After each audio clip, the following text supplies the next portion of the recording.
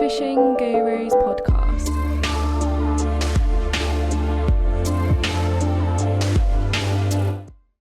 Tell me about Todd Burr Manor, because I've seen you go in there on your Instagram and quite a few other people, and it's like weights are as if it's the middle of summer, but it's January. It is crazy. The amount of fishing there is just stupid.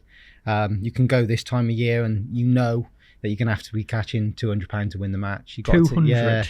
You got to take 6-7 nets with you when you go in, and it's like -2. So it's incredible. It's a really good fish. Have you been in summer? No, I try and go like springtime and towards the winter.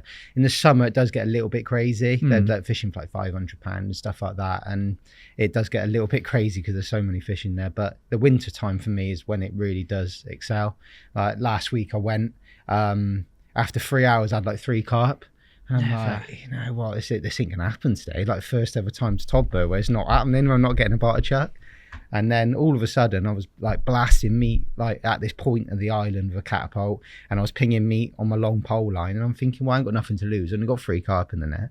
And then the last 2 hours it all just happened. They all just moved in, and I caught like 12 chucks on a lead, and then it went a little bit funny. I got a few liners, so I come in on a pole, and then I caught like 10 in the last hour on a long pole and weighed like 122 pounds. And it's all proper carp, not F1s in that lake? No, it's not one in there. It's amazing. There's a few little roach, but it's all proper carp. It's incredible. If anybody wants to go, I know it's a long way but a lot of people, it's like Gillingham way. But if you want to go for like a weekend and really just like bag up, it is the place to go, and it's a lovely place as well. Like the banks and everything, it's good. It's stunning. Really I fancy it, mate. Yeah, if you fancy coming down for like 2 or 3 days, it's really good. Like, and there's a lot of maggot fishing as well.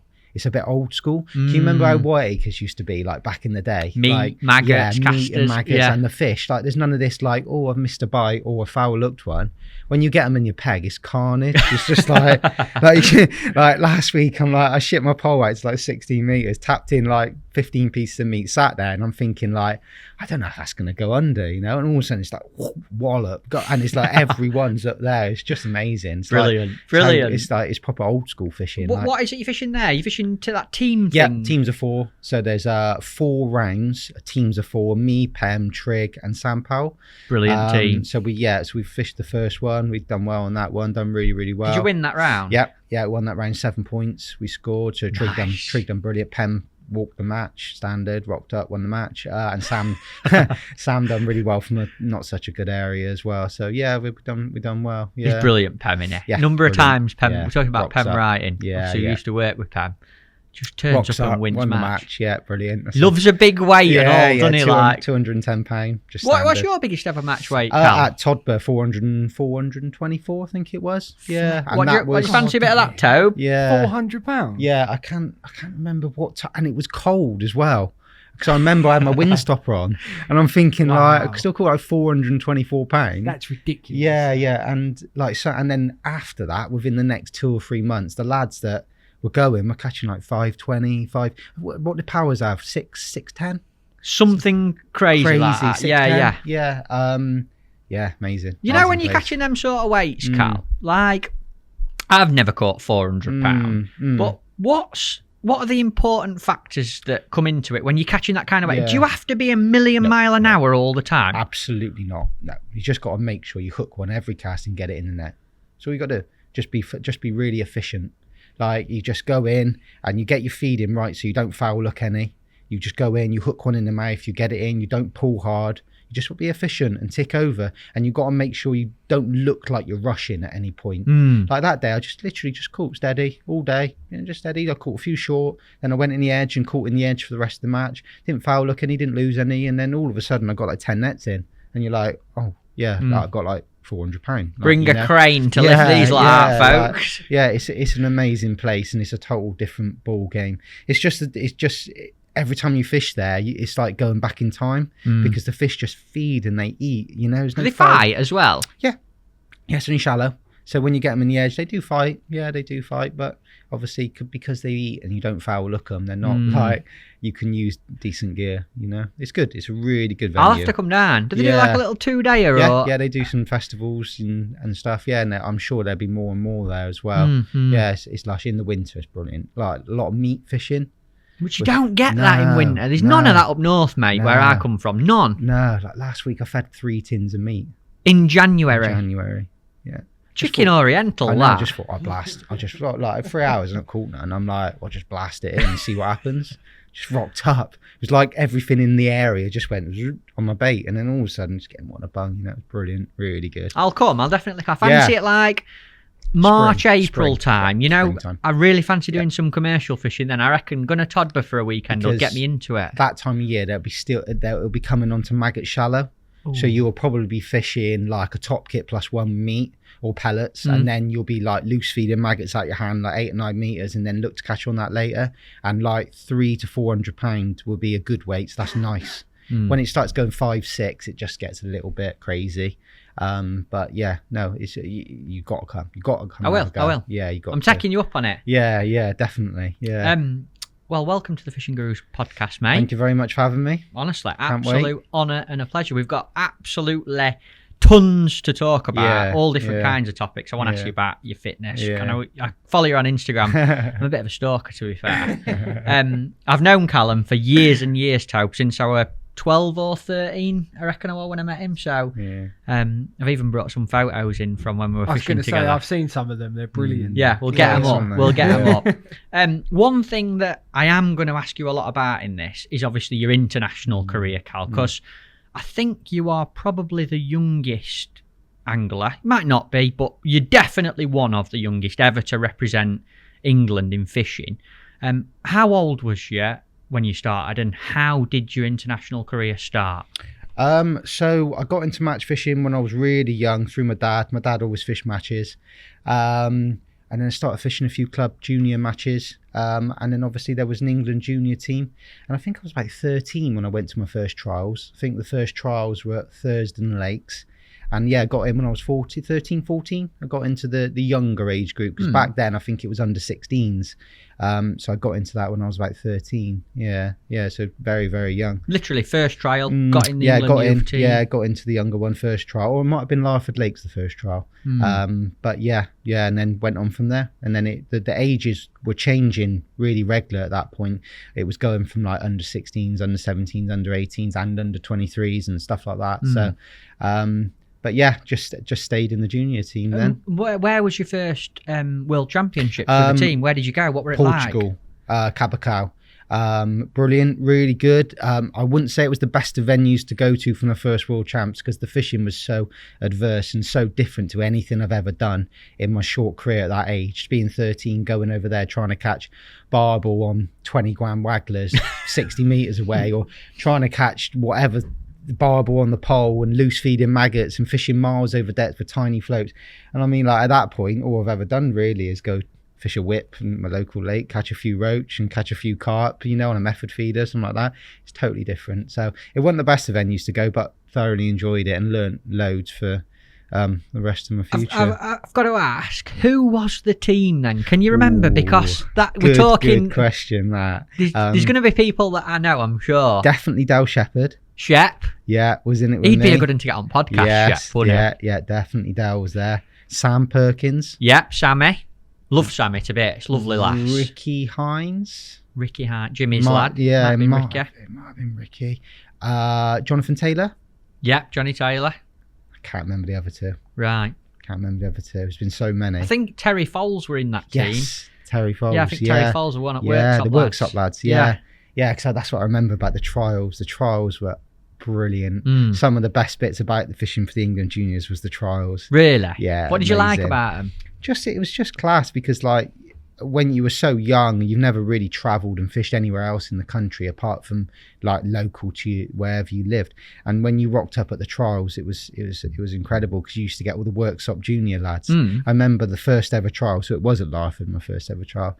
I rocked up in the car park, and it was just like, oh my god. There's like, I'm on my own. There's no one else from the area where I live going and doing the the trial, and you got like 25 workshop lads all rock up with their workshop juniors tracksuits on, bright green, like thing, all loud, and I'm like, oh god, I don't know if I'm up to this, like with these lads.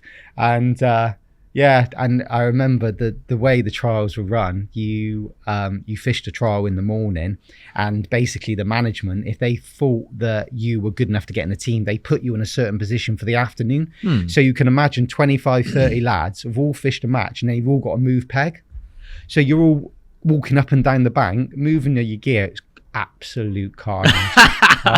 Brilliant. But tackle everywhere. Everywhere, and everyone's setting up 5 top 4s and slider rods, waggler rods, everything. So it was good. Some of the best days of those trials. And Thurston Lake's brilliant because you stopped in the hotel right by the lake, and by the time the trials were at Thurston, you got to know a lot of the lads that were doing it.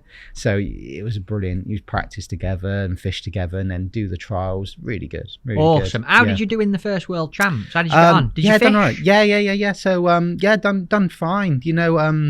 The fishing was so adverse, we didn't really know what we were doing, to be honest. But Steve Sanders was the manager, went on the first World Champs, and he got us caught and catching some fish. The waggler fishing was good.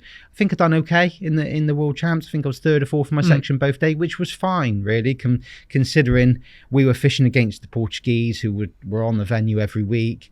And done fine. I think I caught some barbel the first day on a waggler. I drew this peg with a snag in it, and I remember fishing a waggler to this snag, and I caught some barbel, and I caught some on a pole late as well. So I was fine. I was happy with how it went. Was so different to how I was used to fishing, and the intensity with the heat.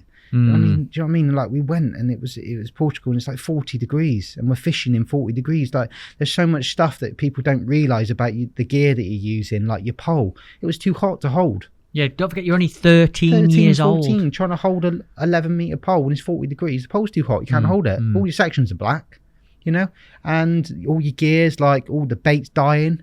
All your maggots are dead after an hour. It's 40 degrees. It's so different. It must have been quite a shock to the system at such a young age, from fishing a few junior matches and local matches to picked for England, gone to Portugal to fish a river. In them conditions. What did it feel like? Yeah, meeting up with the van, putting all your gear on the van, you flying over, then you meet in the van to get your gear, putting it in another car, going to your venue, going to your hotel.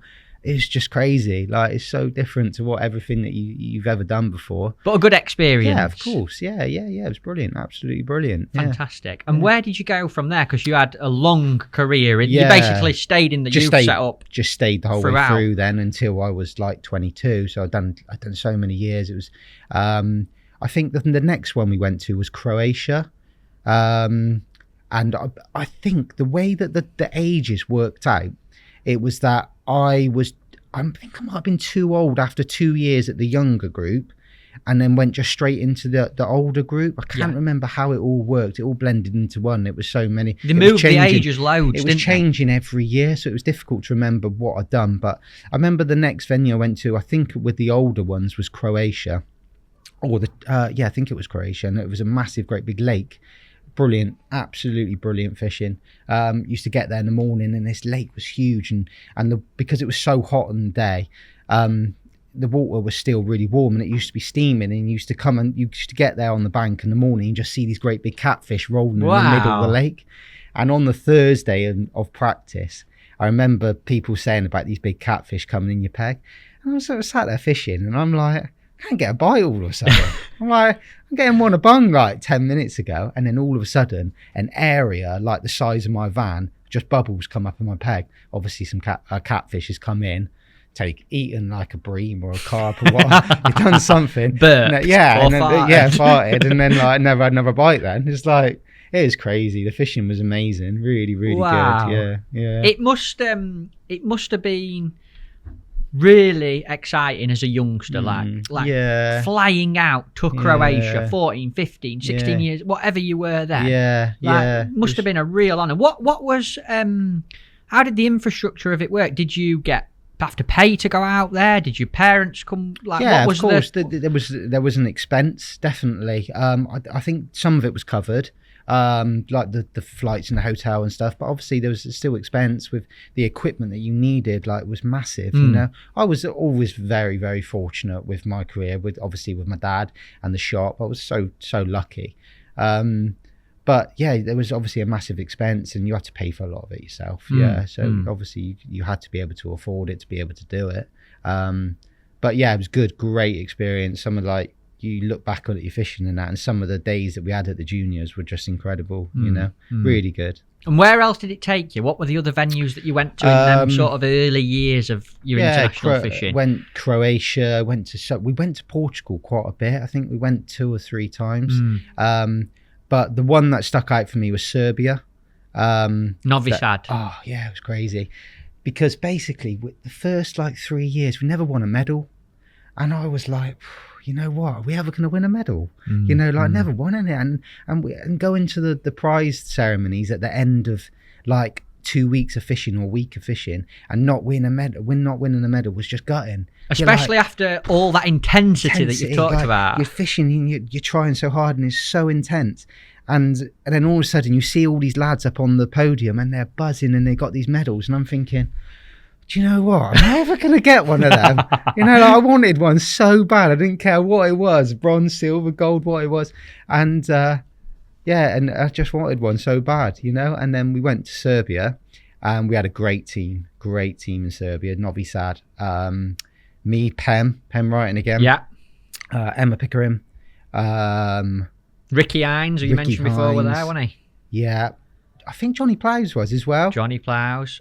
And a couple of other I think Lee Thornton went that year. Lee Thornton, yeah, Lee went, definitely.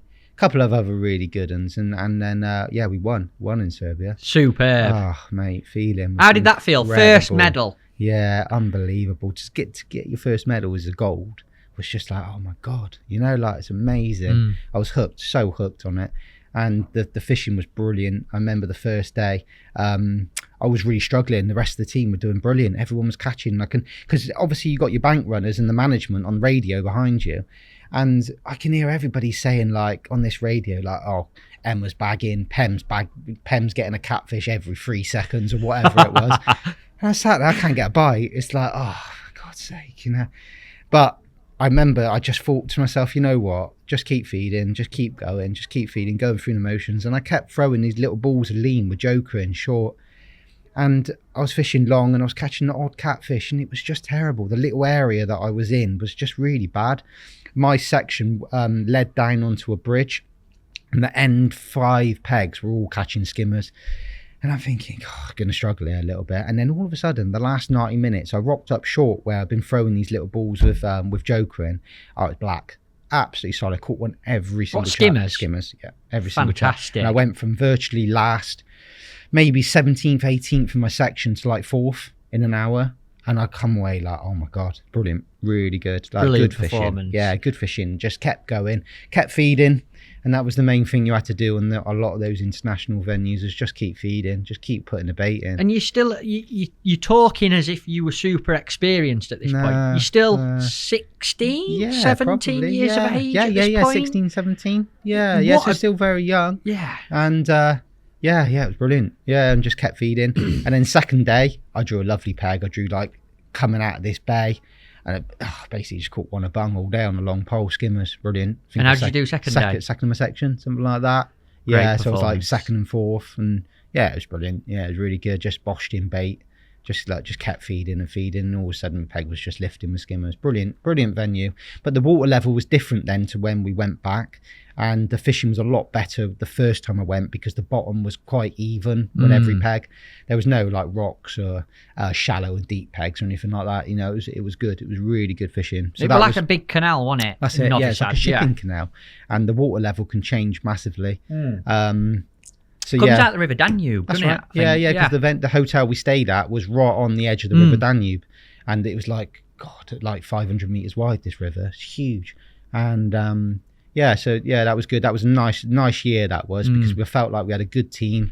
The management were brilliant with me that year. Mark was amazing in practice. We done really well with his guidance and caught a load of skimmers. And it was we had just Tommy Pickering and Alan Scotthorne on the bank. Yeah, on the banks. That makes a difference. When you go away, you got to remember, like, these Italian lads that used to do really well. They used to have like 15, 20 people on the bank, and they were all top class anglers watching you, seeing what you're doing, coming back, reporting back, and that's why they done so well. And obviously it massively helped when you've got good anglers on the bank. And that year was just brilliant, really, really good. Like, to get a medal and for it to be gold was just, then I was hooked on it. Then I just wanted to win everything. Then it was good. Love it. When you you were 16 when you won a gold medal for England. Do you go back to like school and tell your mates and like rock out like, I just want a gold medal for England? Yeah. Do they appreciate it? Yeah, they did. They did. My school were brilliant with it. I've done some like radio interviews. I've done a few like magazine features about it. So yeah, my school were really, really on it. Yeah, it was good. Fair play. Absolutely awesome. There's a picture, Tob, right? I haven't brought it in, but that particular year, Serbia 2005, there's a photo because the kids won and the intermediates won, and everyone's on stage. And I'll dig it out so you can overlay it now. Yeah, so I'm hoping, folks, it's on the screen now as I'm talking. If Toby does his edit right.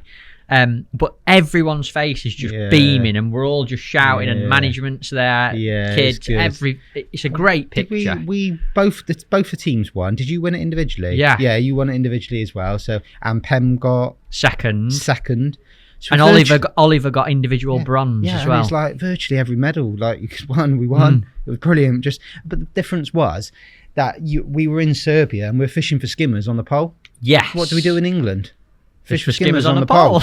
It's just like, and then all of a sudden you're in Portugal fishing for Barbel 60 meters away, like 8 foot of line on the bottom, fishing with like a size 24. Like, didn't have a clue, you know. So I felt like we were going to do well that week, and we did. We dominated, absolutely dominated that week. So, talking about domination, Cal, 2008 Ghent rowing course in Belgium. Bit of a memorable one for you, that, wasn't it? Yeah, it was good, mate. It was really good. The fishing, again, was like in England, pole for bream. But it was a good venue. It's just a straight rowing course. You were on one bank, your lot, and our lot was on the other bank, so you could see each other. Yeah, like the younger age group on one bank, older age group on the other. Yeah, and good venue, really, really good venue. So uniform, set up like the same rigs every single day, same depth. Everything was brilliant about it. It was really good. Didn't catch so much in practice the 5 days, because I always done well on the venues where you could just bosh in bait, just like pile it in and just keep piling it in. I always done all right at that. Super positive. Yeah, just really like positive. And then we went to Ghent and it wasn't like that. Tell me a bit about the fishing, because it was quite a technical one, very wasn't it? Technical. Yeah, so basically there was 3 different lines that you could fish. You could fish like a top 4. That was obviously right up the slope, and you were catching roach and perch and small fish there. And then you could fish a top 6, which was just at the bottom of the slope, and then you had a chance of an odd bream, some roach and perch there, and then you had your long pole line, your 13-meter line. So you could feed all 3 lines, and it was about rotating and catching what you can on each line. And then if you were going to win, you had to catch some bream long. But the main thing about it was that where you fed, everything you caught was like 0.7 of a meter past where you've not fed a thing, which is quite unusual. But when you're catching bream and you're just feeding lean, there was no ground bait. It's quite usual. When we go to Gold Valley, like a lot of the fish you catch are past your bait. Why do you think that is, Carl? I just think that they're attracted to the bait, but they're wise, they're intelligent. They won't come on it until the match finishes, you know. And if you suddenly, they're sort of like attracted to it, and then all of a sudden you put 5 or 6 bloodworm where they are, past where the bait you've put in, all of a sudden you catch. And I remember the second day, I hooked 9 bream and 8 of them were 0.7 past. Amazing. Yeah, but like I said, I didn't catch that much in practice, to be honest. I was just feeding too much bait, and I felt like I was fishing well. Everything I was doing was well, and I was rotating on my lines dead right, and I was feeding the lean, accuracy. Everything I was doing was good. But on the Friday, I'm thinking, you know what? There's just not something quite right. I think on the Friday, Cameron Hughes caught 8 bream, and I caught like 4. And I'm like, something ain't right. Confidence wasn't up then. This is the Friday before the World Champs. No, not at all. And I'm thinking, like, because on the previous years when I've been away, I've always done like really well in practice, like really, really well. And then I wasn't doing so well, and I'm like, something ain't right. And so I went down to Cam, and I'm like, well, show me exactly what you fed then. Oh my God.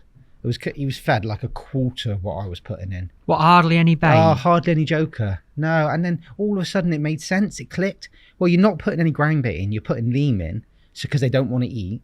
They don't want to eat ground bait, so you're putting lean in to get the joker to the bottom, and you're catching them 0.7 metre pass.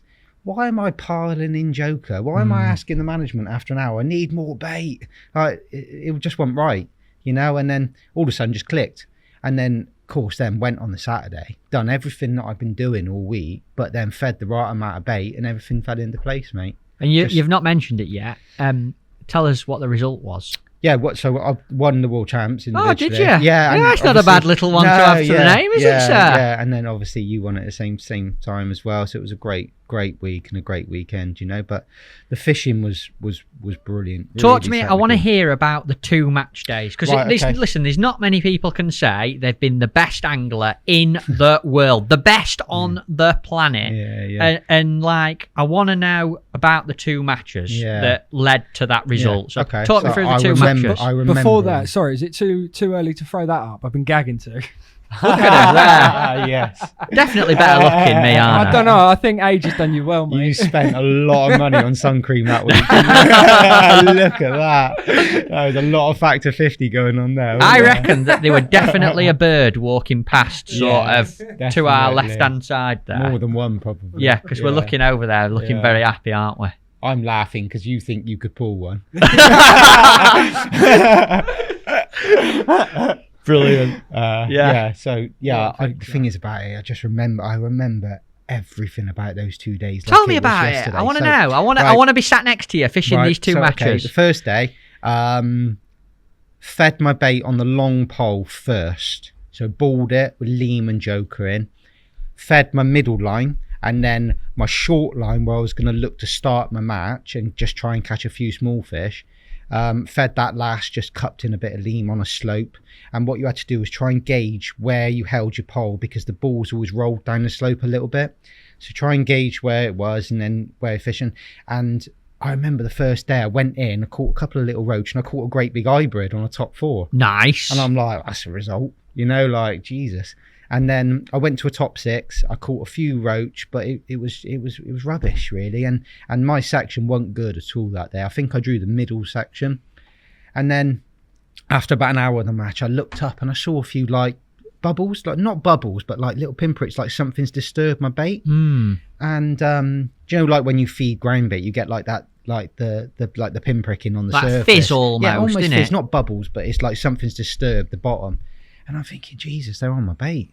Like, I'm like, no one else has had a bream. I've had a big hybrid and some roach, and I'm like kind of shipping out there thinking, I've got to go and have a go. So I was shipping out, and I was like nervous because I'm thinking, just please go under, please go under, please go under. And I sat there and I shipped out. I put my pole in the rest, and Mark Downs was walking down the bank, and I'm like, oh my God, like, it looks like I'm just sat there trying to catch a bream and I ain't got one. And I'm thinking, I know there's one there. I know there's one there. I can see something there. And just as he's got to me, a float's gone under. I've just got one like £3. It's brilliant. Nice. And then come in and then topped up straight away. Went back out, never caught another one. And then I was like, you know what? But to be fair, I was in a difficult section, and I had a bream, a big hybrid, and a few roach at that point. I'm thinking, like, sound. And then I caught 2 more late past. Fishing past the bait. 0.7 past. So I carried on topping up, carried on feeding, hardly any bait in it, just carried on putting a small ball in. Caught 2 more past, and I think I was 3rd the first day. What happened, there was like a bit of an outlet pipe, and the 2 lads either side of that outlet pipe caught some big bream. Like late on, they caught 3 or 4 bream. I've gone from winning to 3rd, but it wasn't too much of a problem, obviously. Great result for the team, which is what you're thinking about, isn't it? To be honest, in that sort of situation, when you feel like the team have got a chance of winning, 3rd, sound, that'd do me all day, you know. And then I think we were 5th or 6th after the first day, which was a bit of a disappointing result. I can't remember what happened, what went on, but yeah. And I felt like after the first day, that was the first day that I've done it right. Like the whole way through practice, I wasn't doing it right, and then all of a sudden, the first day, day one, it clicked, and I done it right, and then I was third, so that was good. You know what? It's nice to hear from that, and it's something that sort of sets international team fishing apart. Is that story of you not knowing exactly what to do, got a good idea but not quite there, went and sat with Cameron, he showed you what he were doing, then you figured out, right, I'm doing it kind of right, but I'm missing that part, and then you can then go and put that into practice in a match the next day. You can't do that in normal fishing situation, can you? That's the good thing, is when you're fishing with a group of good anglers, and that's the good thing about it. You can work off each other. So yeah, second day, drew by that pipe, the outlet. They were on the same section. I'm like, that'll do. Of course, fed. But to be fair, in the back of my head, I'm thinking, well, I know I'm going to nail some bream. You know, I know it because I'm by this pipe. And I started short, caught a few roach, and I'm like, you know what? I feel like I'm going to nail some bream. And I went to a top 6. I thought I better have a quick go just to have a look. Caught a couple of roach, and I'm like, come on, have a pop. So I've shipped out, gone, mate, nailed like 9 bream second day. What a day's fishing. Yeah, brilliant. All passed except for one. Yeah, one. I caught like 4 past. Can you remember there was another type of fish in there though? It wasn't a bream. It was something else. Was it? Or was it an eyed? Was it an eyed? Because I remember second day, I caught like 7 bream, but there was to be fair, it was fishing better second day, and there was another lad that I was a bit neck and neck with, and I was fishing, and I'm thinking, I need to top up. Like, I've just got it in me. I just need to feed. And I looked round, and like, he's got another one. I'm like, you know what? And then I've just struck to come in to feed, and I hooked an eyed. No, the float didn't move. Like, it's just on. And they were big uns, weren't they? They were like £4. I'm like, you know what? That was a stroke of luck, wasn't it? Jesus. And then I beat the kiddie by like 50 grams. Like, and that won me world champs. Yeah, like it's crazy how things happen. You know? Isn't it, mate? How many stories? We've had loads on here, Tobe, haven't we? Where like a little bit of luck at the right time is just happens. Yeah, the small percentages have just made a big difference. And you think to yourself, like when I was walking along the bank on the Friday, and then it all clicked into place with the bait. Like when you think about the small percentages and the things that happen, like if I wouldn't have done that, and if I wouldn't have gone up to Cam, there's no way I would have been world champion that year. No way. And tell me about so you had a third and a second. Yes, I did. So second day, I still got beat. One of the lads caught some massive bream, like really weird, just out of the blue. Caught like some 5-6 pounders, and he beat me. And literally, he beat me by like 20 grams, something like that. And that's just literally a bounce on the scales, isn't it? You know. But I beat someone else by 50, so it was like I feel a little bit unlucky, but at the same note, cool, I've just beat him. You know. So and I had that eyed when I wasn't looking. You know. So it's like, you know what? It's like, it is what it is, you know. Yeah. And then but the best thing about the whole day, we went to go back to the results, and the team were 4th by a point, so we didn't get a medal. Oh no! I was absolutely gutted. I was fuming, as I'm thinking, like the amount of things that happen, and then we've missed out by half. I think it was half a point. I think one of our lads tied with someone, and we missed out on a point. And, frightening. And that's right. We missed out by a medal by half a point, but we missed out winning by 2. Oh no! So like it was like the points difference between 4th and 1st was like 3 points, and we're 4th.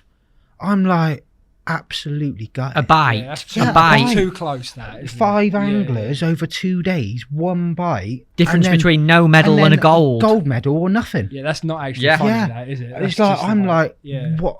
Like, are you crazy? Isn't that a sign of a good venue, though? But that's, like I said, brilliant venue.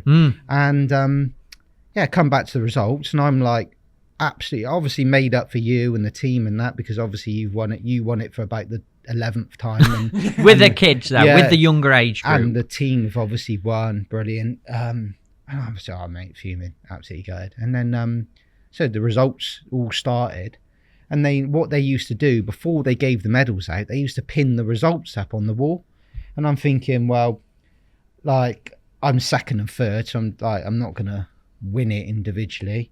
or anything like that. Like I thought I'll just go and have a look. Oh, no, actually, tell a lie. Mark went and had a look, didn't he? That's right. Who, Downsy? Yeah, Mark. Right. Went and had a look at the results, and then he walked back towards me, and I'm like, what's he doing walking back here like so quickly? Like, and he said, go and have a look at the results. And I'm like, all right, yeah, cool. Yeah, went and look. Yeah, won. Like, are you like, what's going on? Like, I've gone from being like so gutted and fuming that we haven't won as a team to, oh my God, I've won it individually. World champion. Yeah, world champion. I'm like, what's going on? Get like, in. it's crazy. And oh, mate. What was the initial reaction when you knew? I just didn't know what to do, really. I was like, almost a bit of a relief because we've been doing it for so long, and it was almost a little bit of a relief for the team as well, because we had a brilliant team that year as well.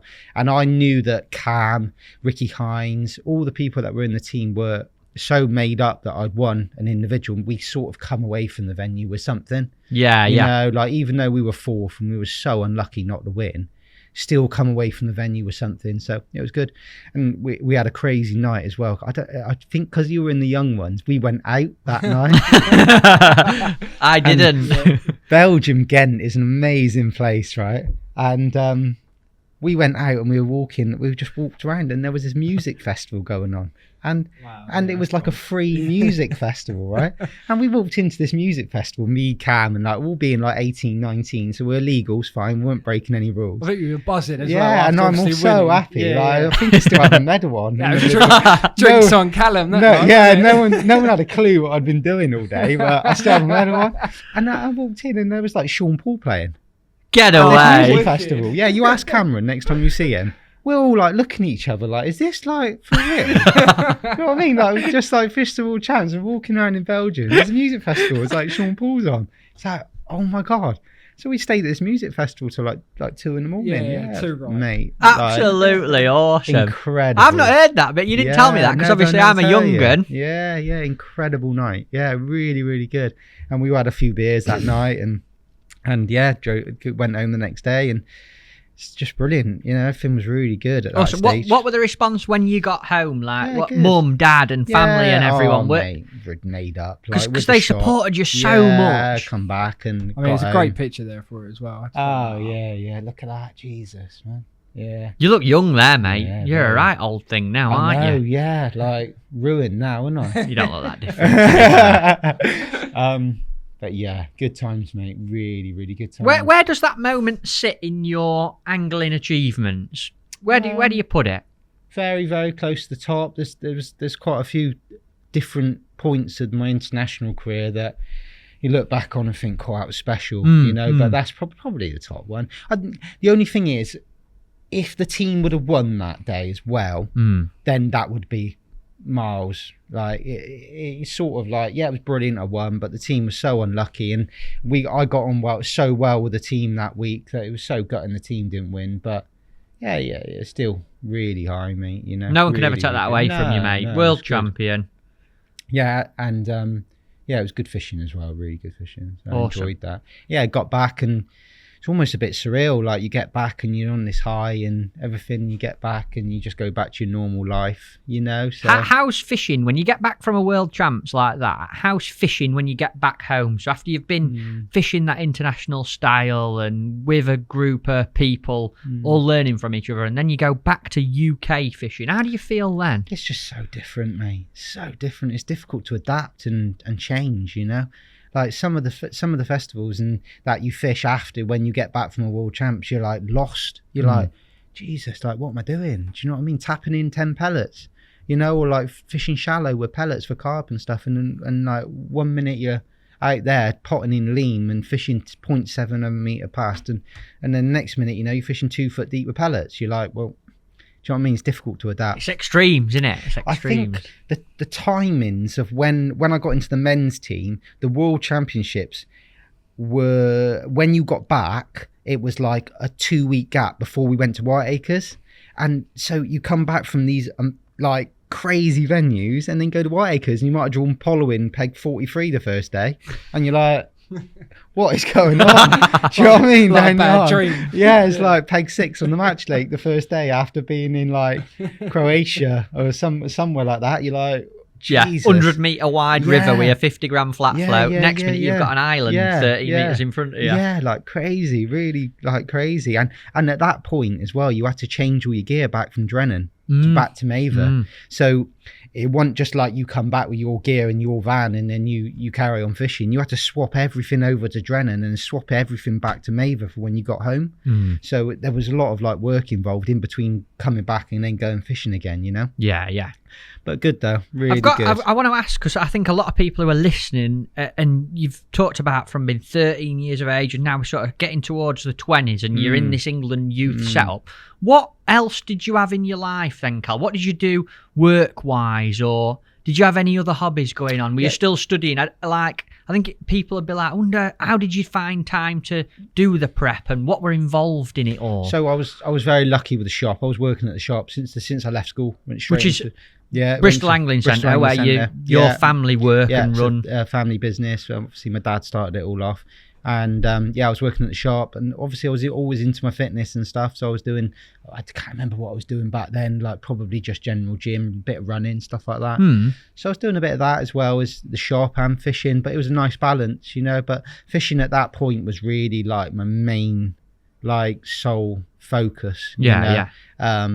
So fishing and fishing for England, really. Working in the shop and fishing for England was just like it. I love your shop. I haven't been down for a while. I'll have to come down and have a look. Yeah, it's getting bigger. It's a bit bigger now. Is it really? Yeah. We were big before. Yeah, it's getting bigger. So yeah, nice. And do you work in there still now? Yeah, 4 days a week. So if people fancy coming and having a natter, they can Monday, come in. Tuesday, Thursday, Friday I work. Yeah. So any time. Yeah, I'm in there. Yeah. Come and pick your brains. Yeah, any time you want. It won't Spend take a load long. of money, of course. Yeah, as well, while they're there. Bring your wallet, obviously. Yeah. But I'm joking. But yeah, no, it's good. It was nice balance back then. Nice. Brilliant. How's business in the shop now? Yeah, it's good. It's fine. Obviously, the pandemic was massive for fishing, massive for any fishing company. We were good or bad? Yeah, good, amazing. Yeah, there's so many people come into the sport during COVID and lockdown that it transformed the business. Really, it's incredible. Really, how busy we are through it, and hopefully we'll carry on that way as well. So, awesome. Did you shut it all during pandemic and stuff? Well, we kept the website open. The shop obviously had to shut, but we kept the website open the whole way through. And me, my brother, and my dad were going in doing the orders. So yeah, very, very busy. I bet that were quite nice during lockdown, that you'd still got something serious, a massive focus, a big more busy than ever. With the shop, you know, it was like never really stopped at any point. Were there any? I'm asking you this for just dead interested. Was there any patterns as to what sold? What were people buying? Because they couldn't go fishing during the pandemic for months and months. What did they buy? There wasn't anything really in particular. It was everything. A lot of carp fishing gear. So the southwest is carp fishing dominated. We haven't got the match venues that the Midlands have, and the northern venues, we haven't got them. So the southwest, the people that were coming to the shop doing click and collect, there's a lot of carp fishing stuff. Right. But a lot of beginners as well. People coming to the shops that are fishing for the first time. So just your general floats, your hooks, your maggots, stuff like that was obviously very, very popular as well. Have you seen quite a big boom in new people coming into it since not COVID so much happened? recently because the weather's changed now, but when COVID happened there was a massive boom in different people coming into it, and beginners and people that haven't fished for 10 or 15 years that have got their gear back out because they couldn't go to the pub or they couldn't go to the gym, and they've come back and gone fishing. And are they still coming in shop now? So they've started again and kept it up, which is the most important thing. That's what I think's been so good for fishing. I found that on the on your Instagram. That's quite cool. They look pretty packed out there. What's that? Yeah, I think that was an open day we done just after COVID.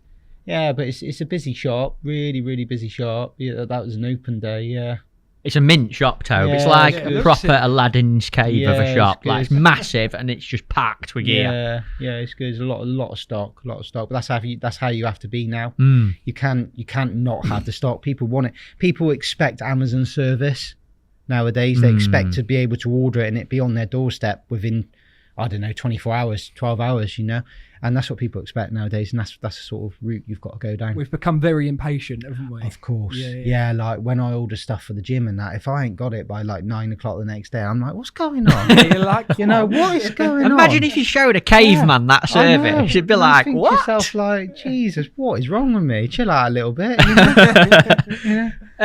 But yeah. You know, like in the shop, obviously you've been in that shop from being a young age. What's your best memory of being involved with the shop and the family business? What's your most memorable? Probably when I won the World Champs. Really? Yeah, coming back into the shop was really special because I just won it, and then I got so much appreciation for it when I went back to the shop. They hung up my medal in the shop, and then we had loads of people coming in saying well done, asking about it. It was really good, you know, just probably the period after I won the World Champs. Special. Yeah, because back then international fishing was the pinnacle, you know, like there was nothing else. There was no big money matches. There might have been an odd Fishing Mania, but not like it is now. And so yeah, and then finally winning it, because people, they always put this expectation on you to win it, and then when you finally do, it's almost a relief, you know? And coming back into the shop was just brilliant. Love really it good. Love it, yeah, because not a lot of people have got a chance to be in a shop all the time for people to come and see, so that must have been really nice and special. Yeah, you meet a lot of nice people through the shop, a lot of nice people that really want you to do well. And so yeah, coming back in, and the staff at the time there was more match anglers back then, so the staff were really good. So yeah, that was probably the most memorable time of the shop. Running a shop, it's a big business, it's long hours, there's a lot to it, from bait to orders, you've got the online. Have you ever had a disaster at the shop? Have you ever had it go wrong? I can't say I have. Not like a major disaster. I've obviously done your general mess ups, like ordering the wrong amount of bait or maybe messing an order up. I haven't had really like a major disaster as such. I was mentioning earlier to you before, I get really paranoid when I lock up. Yeah. I get really paranoid. What, even now, after years of working now, like, there? we got our alarm system won't let you lock up if you haven't locked up properly. But even now, like on a night, come back and you're led in bed and you're like, did I lock that back door? Oh, it's horrible, that feeling, isn't it? Yeah. I'm like, I'm sure I locked it. Did I lock that back door? Like, I'm like you. You go on forever, don't you? I'm like, well, I'm not going to sleep now until so the amount of times I've been driving back to the shop at midnight, I'm like, and it's always locked. It's always locked. And like, but I just can't do it. Like, it's funny, can't rest without. No, right, knowing. That's why now, whenever I lock up, I like lock up, and then I'm like, every door, I'm like, I know 100% that is shut. Definitely I know 100% that is shut. I know that's 100%. Right, I can sleep. And then lock up, boom, out of there. Nice. Yeah, so good, yeah. What's have you ever had a particularly funny happening in shop or any? So much that I couldn't even tell you. Really? About, God, give us a podcast safe story. Some just the work experience lads. We used to take on fewer work experience lads. Right. Some of the stuff you used to get them to do. Go on, tell us. One lad, I sent him up to. There's a local convenience shop, and I sent him up there to get some spirit level bubbles. Oh yeah, right? Just the old classic spirit level bubbles.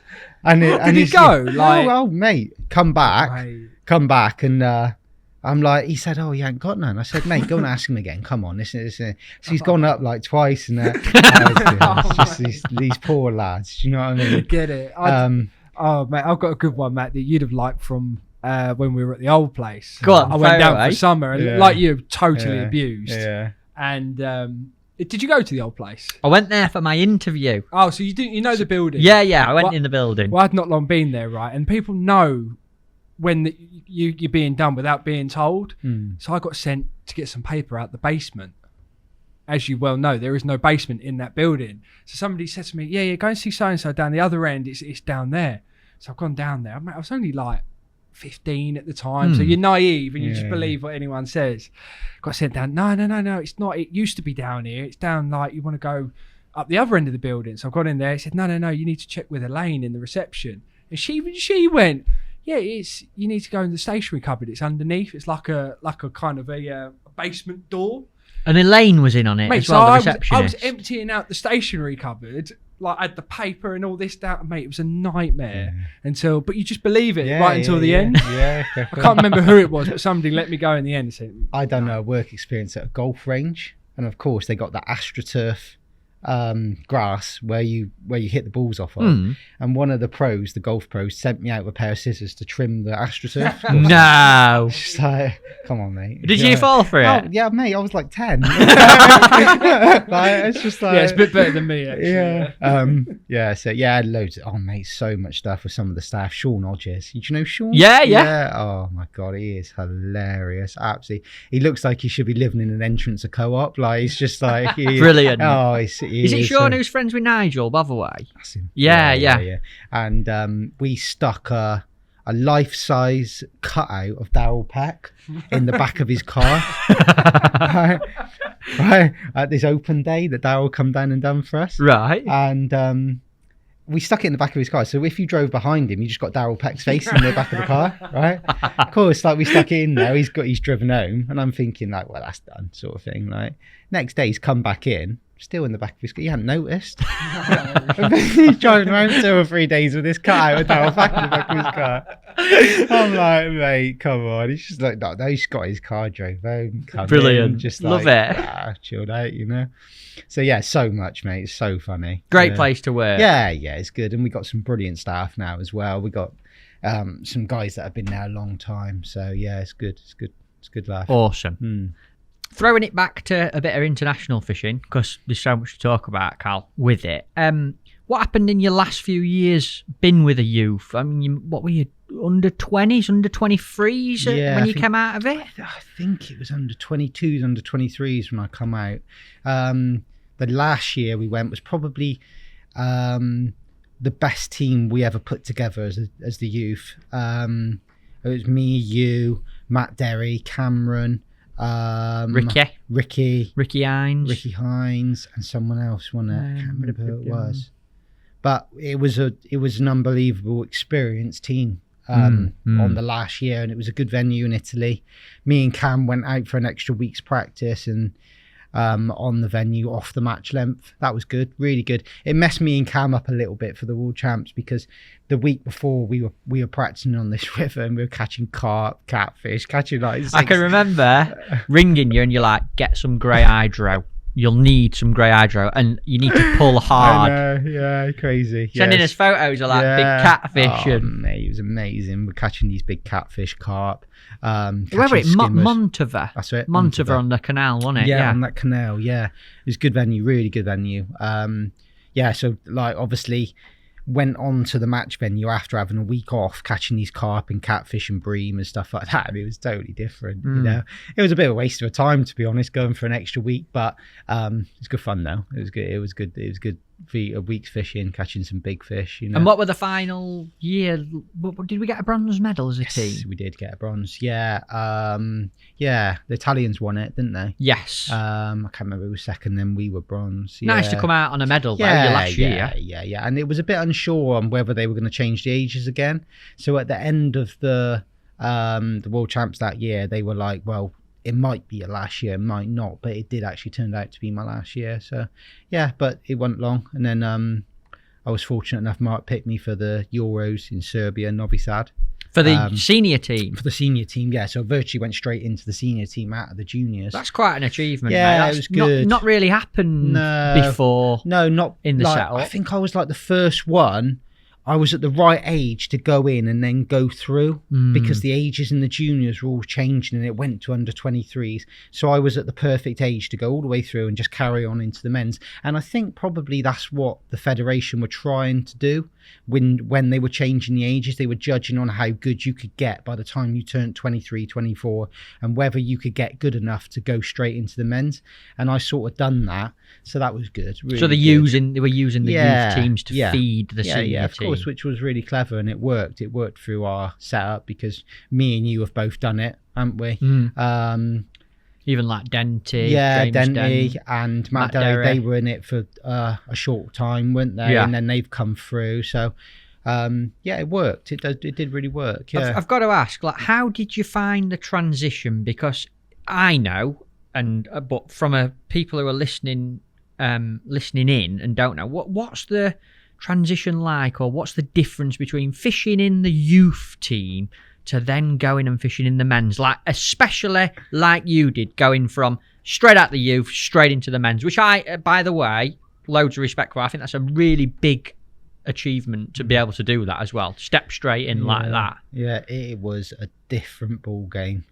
Oh, how professional it was compared to the juniors, and how they done things. All of a sudden you're in your own vehicle and you're driving in your own vehicle and you're driving yourself and you go into these venues that are 1,000 miles away, and how they practiced, the intensity of it all, the extra practice we put in was just crazy. It's just a different level altogether. All of a sudden you're chucked in with Will, Alan, Steve Emigray, Des, Sean, and they've all won world championships, you know, and then you're chucked in with them and saying, right, you go and do that now. So it was like a whole different level, you know, but good though. It taught you quick. You had to learn very quick. At that young age, you're 22, and like you mentioned, they've got titles to the name. They've got years of experience. Alan Scawthorne was a 5 times world champion at the point where you're thrown into the team. What were the other members in the team's like attitude, and how did they respond to a youngster suddenly joining them? I think it probably put a bit of pressure on them. I do think that, because obviously you put someone young in the team, and all of a sudden they're expected to come, and they are expected to beat you because you're young. You've only just come in the team, and for me, there was no expectation there whatsoever. You're chucked in with all these world champions, and you just go and try your best. So it's fine, you know. If you didn't do so well, then oh well, you're only 22. You could probably be doing this till you're 50. But it probably put a little bit of pressure on them. But but it was brilliant, mate. It was just a whole different level, and I learned so much in such a short time. I started traveling with Will at that point as well.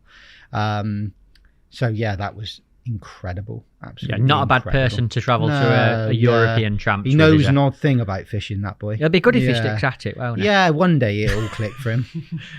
He's literally, it's frightening. Absolutely kill me. It's frightening. Yeah, he is frightening. I want to talk to you more about Will. You've been lucky enough to spend a lot of time with him, and you know that's really special and important part of your fishing. But before we do, tell me a little bit about the first couple of years fishing in the seniors. Where did you go, and what did you say you learnt loads?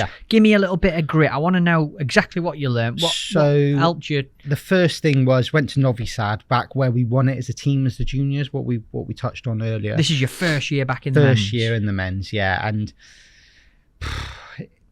all of a sudden when you're driving and you're going and you're doing everything for yourself, you haven't got that where you're sending your gear over on a van and you're flying, how tired you are and how you deal with being tired and how you deal with the pressure when you're tired and you're exhausted from the drive, because driving 1,200 miles, mate, is very tiring. And learning how to deal with that and learning how to prepare and put the right amount of preparation in and practice to be able to go and compete against these guys was an eye-opener, and that's what I had to do. And I learned, the first year was more about learning how to do it, how to compete with these people at that level and that age group. And I learned very quickly. Those 2 weeks where I was in Novi Sad was incredible, you know, just picking up how to do things and how they practice and how they prepare, and the level of professionalism was incredible, you know. So yeah, first year, as an enjoyable week, I wouldn't say it was enjoyable, that one, because it was extremely hot that week. It was really, really hot, I remember, and trying to keep up with these guys that have been doing it and all that was difficult. And the venue was, the water level was really low, and I remember the second day of the Europeans, I drew this peg where the bottom was just horrific. It was just massive, great big rocks and boulders. That must be it's a bit of a bad dream, isn't it? Your first ever Europeans. It's a bit stressful, mate. I remember I got to my peg and I was before you even put your seat box down, the score with it was to get a rig on your pole, put your rig in and try and find somewhere to fish. And it was just like, the whole of your box, because obviously in a world champs you can fish anywhere. You can put your box in an area, and I just couldn't find anywhere. Second day, I just couldn't find anywhere. And so I've just had to go and fish. And I caught a few, done all right, done okay. Did you fish both days? No, didn't fish the first day. Right. Because I was the youngest in the team, then you sort of expect not to fish. But because the team didn't do so well the first day, I got in the second day, which was fine. I was happy with that. That's cool. It was more, the first year for the Europeans was more learning about how the men done, how they done things, you know. So, yeah, got that done. 2 weeks, come back from that, fine. Yeah, all good. Like, and did the team do any good that year? No. I can't remember what happened as a team, to be honest. We done okay. We done when we don't win, we tend to do like 5th or an 8th or something like that. Which is still out Still of good. 30 odd Yeah, teams still from good, all over the world. But when we go away, we expect to win. You know, especially at that point as well, because the team was like phenomenal at that point, really, really good. And yeah, so we didn't do very well, but it's fine. I learned a lot about how to do things and how to behave and how to act when you got into the men's team. And then the second Europeans I fished before I stepped up to the Worlds, that was in Belgium, which was just an incredible. I can remember seeing this one. I wish I'd come out to watch it. Oh, it's so good. Tell us a little bit about. Tell it what kind of venue was it? What were it like? It's a canal. It was a big canal, and the banks was just a sloping concrete bank. And I remember you had to put a sheet of carpet down for your front 2 legs of your box to go onto to stop your box sliding down the the concrete. That'd be a nightmare, wouldn't it? In a world champ, sit on your box and you start sliding. Yeah, just down. literally like me and Simon Willsmore went out because Simon got selected that year as well, and we went out and had a little practice before, and like I put my box down for the very first time on that venue, and I just started creeping down into the water. I'm like, Jesus, what's going on? So they said, so we had to bring a strip of carpet, put the carpet down, put your box on, where you go, and it was literally all slider fishing, which done all right at. It was doing all right at that, and leading up to that, in me and Will practiced loads. We really worked hard. And were you still travelling? Obviously, you travelled with Will. Yep. Travelling to Will at this point was just travelling with Will everywhere, and we worked hard on that one. When you say you worked hard at it, what do you class as working hard at it? So this is European champs, it's not the world. Not the world. So what we were doing, we were meeting up on Wednesdays at a lake in the Cotswolds called Hampool. Right. And it was all going to be slider fishing, so it was literally a case of perfecting everything just to get your slider fishing right, and the setup on where you put your what floats you used, where you put your bulk, where you put your dropper, hook length, your casting technique. Will taught me so much about building momentum through the cast. So when you fish a slider, basically, if the float comes away from the bulk, there's a very good chance it can spin and tangle. So if you cast in the correct way, where you build momentum through the cast, the float never comes away from the bulk. They stay together the whole way through the cast. There's no jerking, so it never tangles. And we were putting fluorocarbon, a meter of fluorocarbon under the bulk to the hook length. So the period that it was flying through the air, the bit that tangled, if you were going to get a tangle, was really stiff. It was thick and stiff. So, oh mate, we perfected it. It was so good. Like week in, week out, we were working on it. And what little things like changing the length of just tiny, different swivels, different shot for the hook length, different bulks, different shape bulks, different floats, stop knots, beads, everything, different line that we were using. Casting techniques, the accuracy with your fire and your bait in, cutting down the elastic on your ground bait catapult so that it went the distance that you wanted it to go. Basically, we were clipping up at 58 turns, winding back 8 turns, because that's how many turns that you needed to wind back to be able to sink 50 turns of line. Got ya. And then you were adjusting your catapult, adjusting your ground bait, adjusting how much bait you picked up to make a ball. Because if you make a ball one size and then the next ball's the other size, it doesn't matter if your catapult's brilliant. It's not going to go the same distance, is it? It's a different weight, isn't it? Different weight. So we were perfecting everything. And by the time we got out there, we worked so hard that it was just like easy. Easy. We got out there, we just fire bait in, and it was always really accurate, and we done really well. Just think most or a lot of other teams will try and do all that work during the practice week out there, and you must have been so far ahead by doing it. Mate, I used the same rod for like 7 days in a row. never got a tangle. Didn't literally. Like, Frightening. I remember me and Will looking at each other through the week's practice, just keeping an eye on each other, waiting for one of us to get a tangle. Just didn't happen, mate. We perfected it. He's frightening, isn't he? Yeah. That man is frightening Thinking with about stuff it, like that. Yeah, mate. How he thought about it was just incredible. In his ability, his natural ability, accuracy was just incredible. So for me to be with him and traveling and learning was just amazing. Really, really good. And so yeah, we got out there. So then basically the accuracy and everything that we could prepare before we went out was perfect. So by the time we got out there, it was just a case of learning on what to feed, changing your mix and learning on how to catch these fish. And what were you fishing for then? How did the practice week go? So basically we got there and it was a case of fishing for just a bite. Literally. So rock hard fishing. Oh, rock hard fishing, but brilliant though. It's difficult to explain because some people might think, fishing for one bite, one bream, that's not very good. It was, because when you got it, there was so much, like, the feeling once you got it, and if you done everything right, you would get it. Me and Will, every single day in practice, we caught one. Me or him, both of us caught one every single day in practice. We never blanked any day. So that was the main goal of this venue. That must have been a right confidence boost, Cal. Just, especially being young one in the team. Yeah, just catching a bream was brilliant. But at this point, I had Lee with me as well. So Lee was fairly young. Lee Carey. So that was nice because me and Lee always got on really well, and Lee always done brilliant. So it was nice to have Lee in the team as well. So yeah, we fished, and like we some of the harder sections you were fishing for one bite, and me and Will always got the one bite. So we done really, really well with that. Some of the sections were good. A section were good. One of the days, I think we all caught like 5 to 10 bream. So there was different parts of the venue that were good and not so good. Were they big fish, Cal? Yeah, that you were big fishing bream. for? They were 4 or 5 pound bream. That must have been exciting, Yeah, like brilliant. hooking them on a slider at 50 metres. You see your float going under and you're like, oh my God. Like, whoa. And then you got one, it's like, yes, and then you hooked it, and then you're like, oh shit, I got to get it in. It's like, oh no. It's like, if it comes off, I am in the shit. Yeah. It's like, oh, all right. So yeah, and then we absolutely brilliant. And then fished the first day.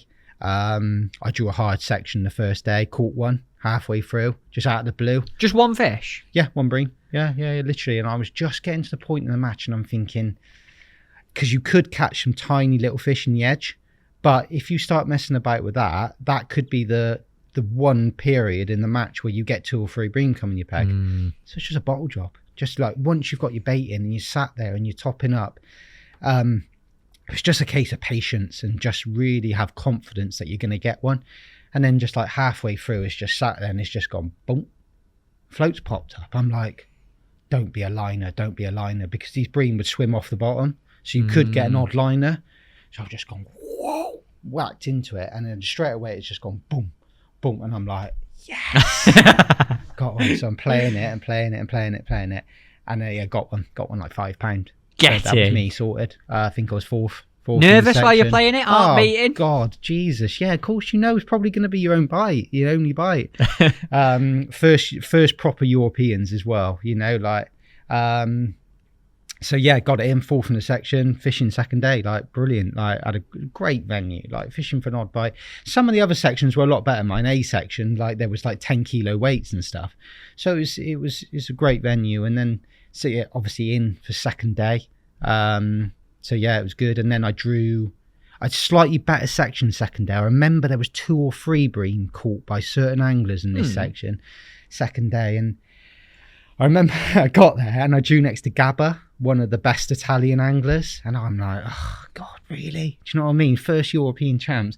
He's probably going to go and like win the match and I'm going to blank or something like this. Yeah, I'm could like, do it out of that, couldn't you? Do you know what I mean? Like, really? And then, so fired my bait in. You get 10 minutes to fire your bait in a European or international match. So I fired my bait in over 10 and it went in the best I've done the whole time in practice, the practice and the day before in the European champs. Realistically, I've got to ask you, what do you class as? You're talking about firing.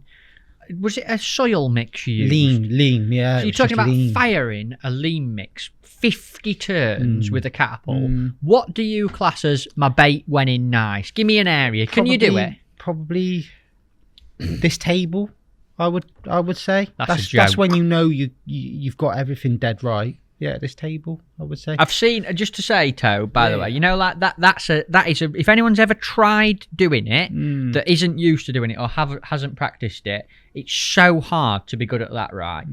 And I'm sure it was the year after Callum had been to Belgium. We went on a trip to Ploermel in France, me, you and Lee Carey, right? Yes, we did. And we were only firing bait like 25 metres, and he had to keep changing his float because he kept smashing it with a ball of ground bait, firing it in. That's pretty good. It happened like 3 times in the week. It'd be like, mega accurate. Have you got another float? Firing a ball, hitting the float and breaking it. Yeah. So, but like, I would urge anyone who's not tried it or doesn't really appreciate how difficult it is to do that. You're talking about doing it at 50 turns on a canal. Yeah. That's ridiculous, actually. Under the pressure as well of like people watching you, pressure of catching a fish. I think it's important to stress how difficult that is to do. It's just practice, mate. You just got to work at it.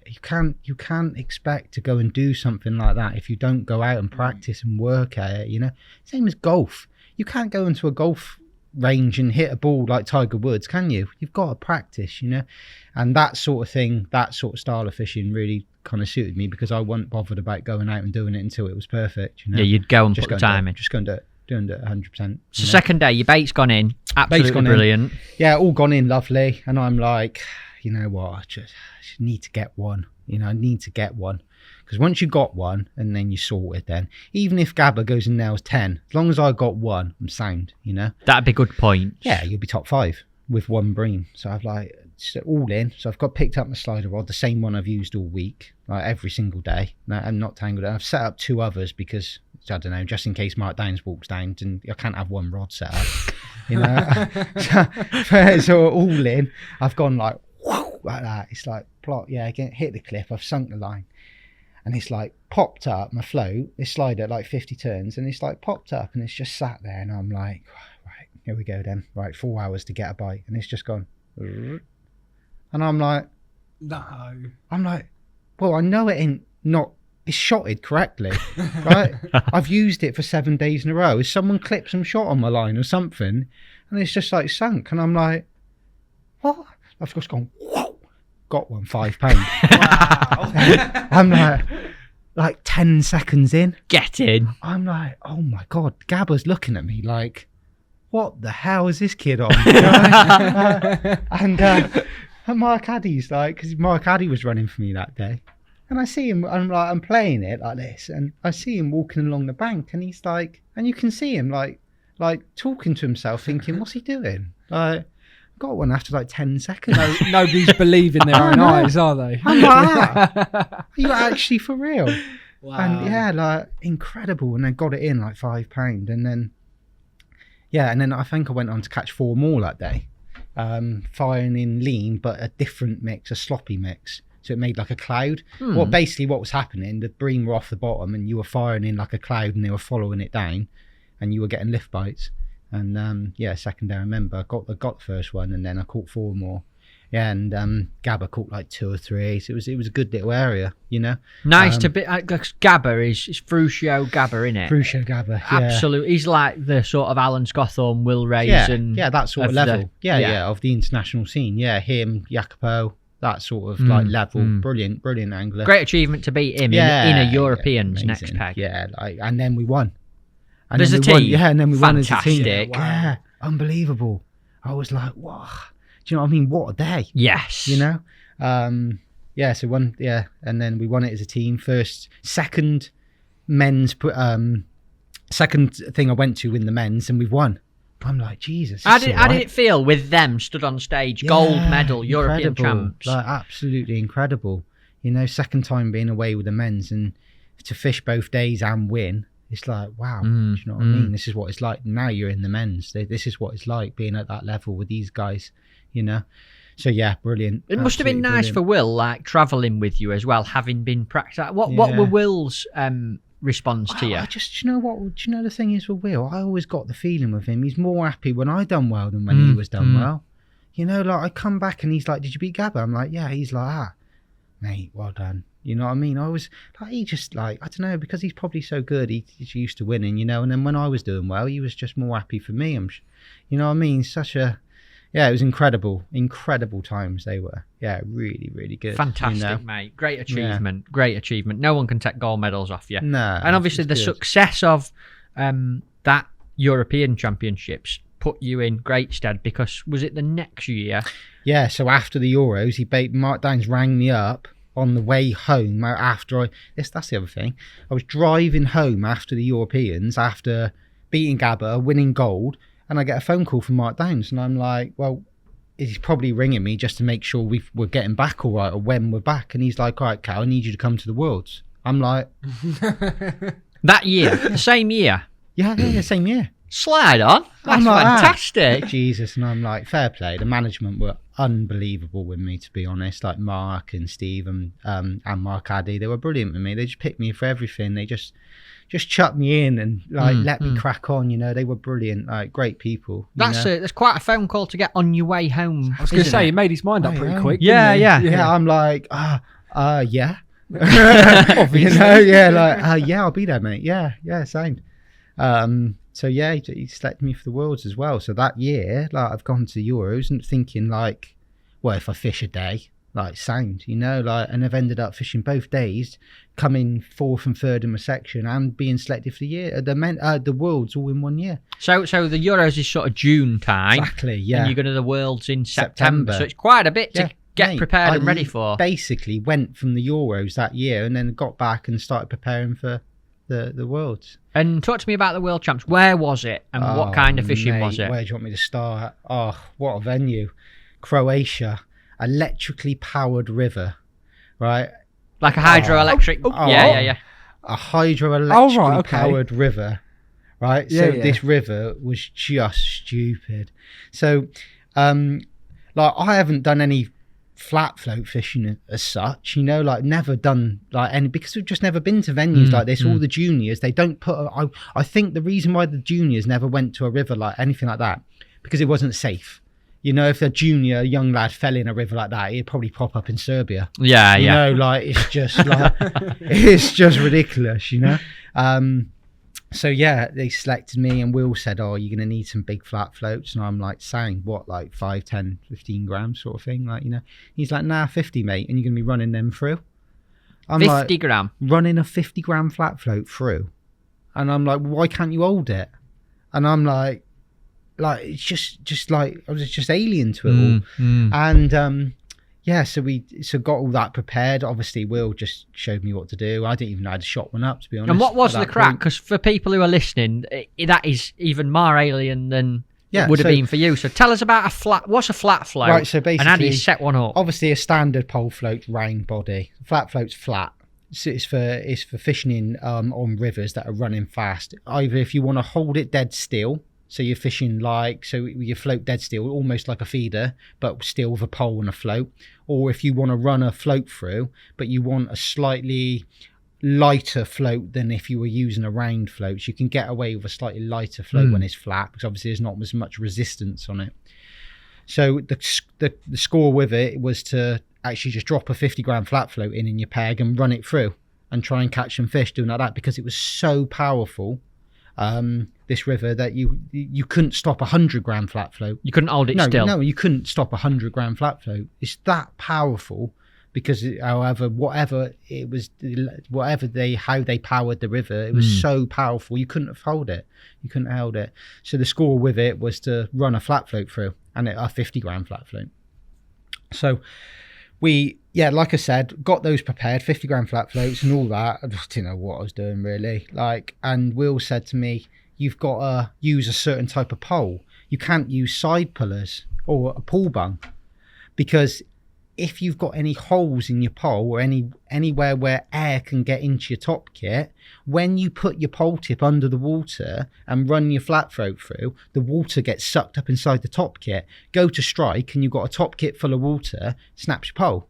Yeah. So this was all alien to me. I didn't have a clue what I was doing, really.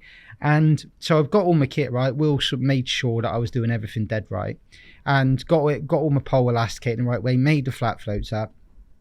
It's like, right, fine, right. We're back out to Croatia, drove back out to Croatia again, got there for the Worlds. And we got to this venue, mate. Honestly, we pulled up onto this bridge, and honestly, I can't describe to you exactly what it was like. There was boils going down the middle of the river, the size of my van. And I'm like, looking at Will, looking at Alan, and I'm like, What were they like? What were their response? Well, they're sort of, because they're so experienced and they've been to fast rivers in the past, they're sort of like, cool, yeah, it's fast, innit? And I'm like, fast. Literally, if I fall in there, I will not pop up until I get to Serbia. You know, like, it was so fast. It was unbelievable. It was so quick, so powerful, so scary that I was just like, oh my God.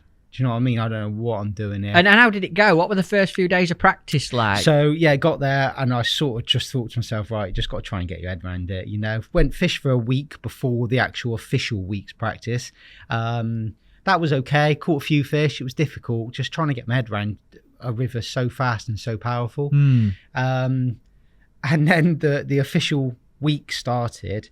And because I think what happened, because I had such low expectations of what I was going to catch, because it was my first year at the Worlds, and the fishing was so adverse to anything I've done, I'm just, in the back of my head, I'm thinking, well, you're probably not going to do that great, but just crack on and see what you can do, you know? So my expectations were low. And the first day of official practice, I caught one little chub in 4 hours running this flat float through, and I was like, oh, you know what? And then the next day, I caught a couple more, caught a couple of barbel next day. And I could feel myself getting adapted to it. And all of a sudden, I'd rock up to my peg on the morning and I would look at it and it didn't seem so fast. And every day I got a little bit better, a little bit better, a little bit better. And then on a Thursday, I had a great day. I caught like 8 barbel or something like that. On this Some fishing, that is on a pole, isn't it? Running this flat float through. And I remember I hooked a barbel that day and it just swam off. Oh, it's just gone. And this are like these massive, great big barbel. And I hooked one and it pulled my bung from my elastic through the top kit. No. So the line, the elastic didn't snap. The actual bung split my top kit. Right? And then as the bung was breaking the carbon going through the top kit like this, right, this barbel swimming off down the river, eventually everything just snapped. And I've literally come back and I've got a splintered top kit and no rig left. I'm like, well, he has absolutely rinsed me. Do you know what I mean? Just taking me to the cleaners, he has. So I just put that down and cracked on with another rig. Wow. So, well, fair play. You know, like, I've never had that or heard of that happening. Yeah, because we're using strong gear and like, it's just absolutely rinsed me. And I'm like, wow. Just like picked another rig up and carried on, you know, like brilliant. And it was really nice that week because it was my first year in the Worlds and I got progressively better as the week went on. Got better and better every day, and every day it just seemed not quite as fast. And the banks were really difficult. It was all pebbles, and you put your platform down on these pebbles, and as the match went on, you would like increasingly like slide down. So you're like, Jesus, man, this is real tough fishing. And we were running these 50-gram flat floats through 500 times in 4 hours. And it was just intense. You must be using a strong, heavy pole as well. Yeah, of course you're using like a carp pole. Yeah. Because you couldn't use your normal pole. You just snap it every time when you Needs to be super strong. So I'm running this flat float and of course it played into my hands a little bit. I was 23, 24, like training a bit. Like I was fit, I could just do it 4 hours, just like that, and it played into my hands a little bit. It must have been really exerting, intense, so intense, and like I was drinking energy. Like at halfway through, I'd have an energy drink and a chocolate bar, like because it was just like intense. You know, most physical fishing that I've ever been to by a mile, and I ever will do was Croatia. And you come back and everyone was just saying how crazy it was. Des was always saying about his wrists have never been right since. You know? Really? Yeah, like after like 2 weeks of doing that. So Yeah, incredible fishing, incredible place, and I got better and better as the week went on, so I was confident. And then the first day of the World Championships, So you were picked, got in the team. Great achievement. Good. Yeah, brilliant. Yeah, really, first really ever good. World Champs. First You're ever- fishing, yeah, first day. fishing. Yeah, so I was like crazy, and I'm like, oh, thank God, like Will sorted me out massively that week because I didn't have a clue, mate. I got to be honest, I didn't have a clue what I was doing. I've never done it. It's like saying to someone, oh, you got to go and fish pellets for carp that have only ever fished a canal in their life. It's the same thing. Fair you know? play to like the management and the team for just Yeah, but I think deep down they knew your natural ability. They knew you could adapt Like to it. Mark Downs always just put me in and just said, okay, crack on, Cal, you know, like he was just letting me crack on. It was brilliant. And yeah, like fair play to Will, sorted me out, told me you just got me fishing right that week, and I just got better and better and better as the week went on. And then the first day of the World Champs, I remember the night before, and I was really, really nervous for it because there's so many things that could go wrong. You can imagine, right, when you're running a 50-gram flat float through and you're fishing 30 centimeters over depth, if your peg shallowed up, right, you could only run a certain distance because as it got shallower, more of your rig becomes on the bottom and it drags under, more of your shot. And then if it shallowed right up, you get to the point where your bulk starts to drag down the bottom. And that's not allowed in the international fishing. So if you had a peg that shallows up, it's really difficult to fish because you've got to drop it in more. So you're doing it probably 600 times. And those pegs weren't good pegs. And some of the banks where we were incredibly bad. Like the pebbles, and they were so steep. So I just had like these thoughts of like drawing a peg that's like I couldn't get comfy and plumbing up, and it was like shallowed up. And I'm just like, there's potential to have a nightmare, isn't to there? just go there and have a total meltdown. So yes, the night before I was so nervous, and then I drew A7. And I'm like, right, I've not even seen this bit because we haven't drawn that bit in the practice week. I've not been there. And I'm thinking, please, just give me a bank that I can put my gear down, get comfy and fish. Got there, and I was driving down the match length, and I got to like A12, and I'm like, God, look at that one. It's all that's lucky. It's all grass. There's no pebbles. I'm like, yeah, what spoony has drawn that, you know? Driving along, and I'm like, it's grass again. Of course, the top 12 pegs were all grass. Get it. And like that, right? I plonked my box down, didn't even use my platform. I'm like, oh my God. Do you know what I mean? I bet all the lads were cursing you that night. Like, thank God for that. Right, I'm nice and comfy. Right, if I drop my rig in now, my peg plumps up, right, I am sorted. Right, all I got to do then is fish. And I dropped my plumb in, mate. It was like this table. Really? So I'm like, it's like that. I was just like, oh my God. Flat as a pancake. Flat as a pancake. I'm like, if anyone's looking down on me, it is today. You know? Had a brilliant day. Had a really good day. Talk me through it. Tell me what happened. Yeah, so I started fishing and caught some barbel early. Brilliant. Just boshing in balls of ground bait with stones in it to make it try and sink. Basically, the score with it was you had to try and gauge on where your bait is going, because you can imagine if you throw a ball of sticky mag in with stones in upstream, you've got to try and gauge on where it's hitting the bottom, and you've got to try and get your rig settled by the time it gets to that point, because we were laying in our rigs upstream, so 50 grams of lead upstream, and by the time it was so fast, this river, by the time it all settled and got down and registered on the float, it was like virtually in front of you. So you had to lay it all in upstream, let it all settle, get your bait, try and get a bite before you drag it back out again. Exhausting, that is. So, and obviously technical, because where do you feed your bait? Yeah. Where's my bait landing? Yeah, and how hard do you hold on to your bait? Because if you put your pole tip into the water and really held on hard, the water would lap over your pole, and you get like this wave effect going over your pole. So that wasn't good, because then the waves hit your float and made your float jig. So you had to do everything dead right to try and get a bite.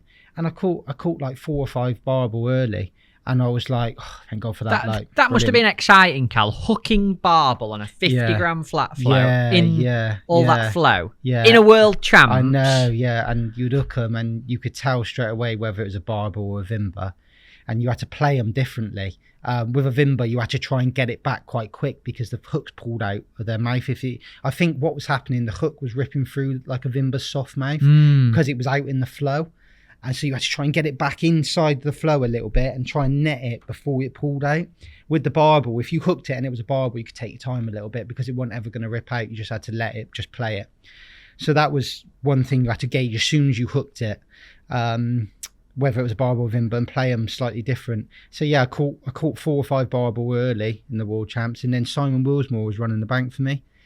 He come down and said, look, Cal, just try slowing your float down just a touch. And just hold on to it a bit, because there's a few lads, they just look like they're fishing a little bit slower than you. And I started doing that, and I caught 3 more barbel later. I think I caught like 8 barbel, 8 or 9 kilos first day, and I was sick from my section, so I was brilliant buzzing performance. Yeah, absolutely buzzing. But by this point the river was flooding, because I didn't mention it rained every single day for 2 weeks when we were there. Oh no. So the river was coming up and was brown. And then the second day, I sort of had one of those pegs that I was dreaming about the first day. Oh, mate, it was horrible. I got there and the bank was literally like that and all pebbles. And I've got my box in, and I've like jammed it in as much as I could in my platform, put my box on, and I plumbed up, and it was just vile. What boulders and rocks? But I had some boulders short which had line on. Oh no. So obviously someone snagged up in it. And then, so I tried fishing past the boulders, and that was too far into the flow by that point because it was so flooded and chocolate by then. I literally should have fished the top 5. That's what I should have done. Really? Back on it, yeah. Should have fished in the edge. Because in England, when it's flooded and you're trying to fish for a barbel, you just fish in the edge. And I should have known, really. I didn't do it. But I only hooked 1 fish that second day, but it was a big one now. Is this the one we've got a video of? Yeah. Have you given Toby the link? I Tobes, type think in so. to the internet. I'll have a look. Yeah. You'll love this. Type in Callum Dicks, Barbel, Croatia. This is, you'll love it. This will give everyone just a bit of an idea. Yeah, an idea of what I'm talking about. Tell me what happened when you. So this is second day. Yeah. Horrible peg. Yeah. Nightmare peg. Horrible. Absolutely bucketing down. Talk me through the bite and the fight and what happened. I still remember it. Right. It was running through, and I'm thinking this is after like 90 minutes, and I hadn't had a bite, and I'm thinking, and it's horrible to fish because I couldn't work out what was happening with my bait, what was happening with my rig. And then all of a sudden, I've just got to like right towards the end of where I had to lift out, and I was almost lifting out to put my rig in again. And it's just literally, I don't know how it happened, but the float's just gone really fast. And I'm like, I'm just about to lift out. So you can imagine the float's gone under fast and I'm already lifting out. Of course, it's like, and the whole pole was like that, and you got all this like this elastic going everywhere. And what elastic did you use? I can't remember now. I think it was just like a 16 to 18 hollow. Yeah. You couldn't use something ridiculously heavy because you were fishing for Vimba as well. Right. So, and it would just pull out, so you had to fish like a happy medium. And I hooked this fish, and I'm just thinking, oh my God, just please let me get it out. Please, like, it's probably going to be my only bite. Like, just please, no one's catching anything. It was flooded. It was raining. I was tired. It was horrible, like day. And I played it for ages. I don't know if we can get the video. You can see me playing it. I'm having a look. Where was it on? Is it on YouTube? YouTube, yeah. Just put in Callum Dicks, Croatia, World Champs Barbel or something along those lines. And it's about the 10th video down, I think it is. And I'm playing this fish. And of course, you can't use side strippers to pull your elastic out. So I've got this, like, what turned out to be an 8-pound barbel one. Of course, I've got 13 metres of pole in the air. I'm stood on my box. Yeah. On this bank, like, with these pebbles. And I'm just thinking, please just pop up and give me a chance to net it. Just please, just. And what are you doing? Literally out in the flow, out in the river. And I've got 13 metres of pole like that, like leaning back, trying to get this fish close enough to net. Oh my God, it was like on critical. Everything was on critical. So let me try there, see if it catches your eye. We'll find it. Yeah. No, not that one. Keep going down. No. I'm stood on my box in the little clip. I don't think. No, not that one. That is the World Champs, but that's not me, I don't think. It's on there. Keep going down. That's the World Champs where I was, but that's not it. Keep going. That's it. No, it's not. No, that's not it. That's cool. Keep going down. No. I reckon I've got a link, Tobe. Let me If you've got a email link, it. send it. Yeah, send it over. Yeah, because it'd be good to see. Yeah, I want to see it. Yeah. I think when I done it, I just put in Callum Dicks, World Champs, Croatia. You'll love it, Toby. Yeah, I'm going to ping this over to you now. Try that. There you go, top one. There you go. Oh, see, Right, Toby. Yeah, watch that. This is exactly what I'm talking about now. Right, Look, see that? You stood on your box. Look at my. If you can wind back to the start, Toby. Wind back to the start. I just want to show you something. That what you can see in that video. See my float on the skyline. Yeah, that is my flat float. So you can imagine that's 13 meters, and you can see the pebbles I'm talking about, and see how flooded it is. The tape to mark off your peg was in the water. See the so the what's red that and come white? up like? A meter? No, more. 2.5 meters has come up. Wow. In the That week looks that we mental. practiced. You standing on your Yeah, box. like, I'm doesn't stood it? on my box. There's 13 meters of pole in the air, 50 gram flat float on. Just doing that is Right? I'm like at this. I'm like 25, 26, right? So I'm still only a kid, right? If I went in that river there, I am dead, right? That is. Shouldn't laugh, really. It's quite treacherous, crazy. isn't it? And they had lifeboats at the end of the match length. Oh, mate, that's telling you just how in bad case? it Yeah, is. in case anyone fell in or any poles broke, and they floated down to the end of the match group, and the lifeboats come out and get the equipment out. Oh, that's mental. Yeah, and this like is a my- graveyard of Yeah, pole yeah, sections at the bottom of the length. I'm just like, this is my first World Champs. This, Yeah. like, do you know what I mean? Like, what? So Should we play the clip? Yeah, play it. I think it. It's like 40 seconds. So yeah, I'm playing it there. Like that's 13 meters, and you look what happens. Like, see, you can see it there. That's the bulk of my rig. Right? That's like And- nearly 2 ounces of lead. And I get it in the net, and look what happens. No! No!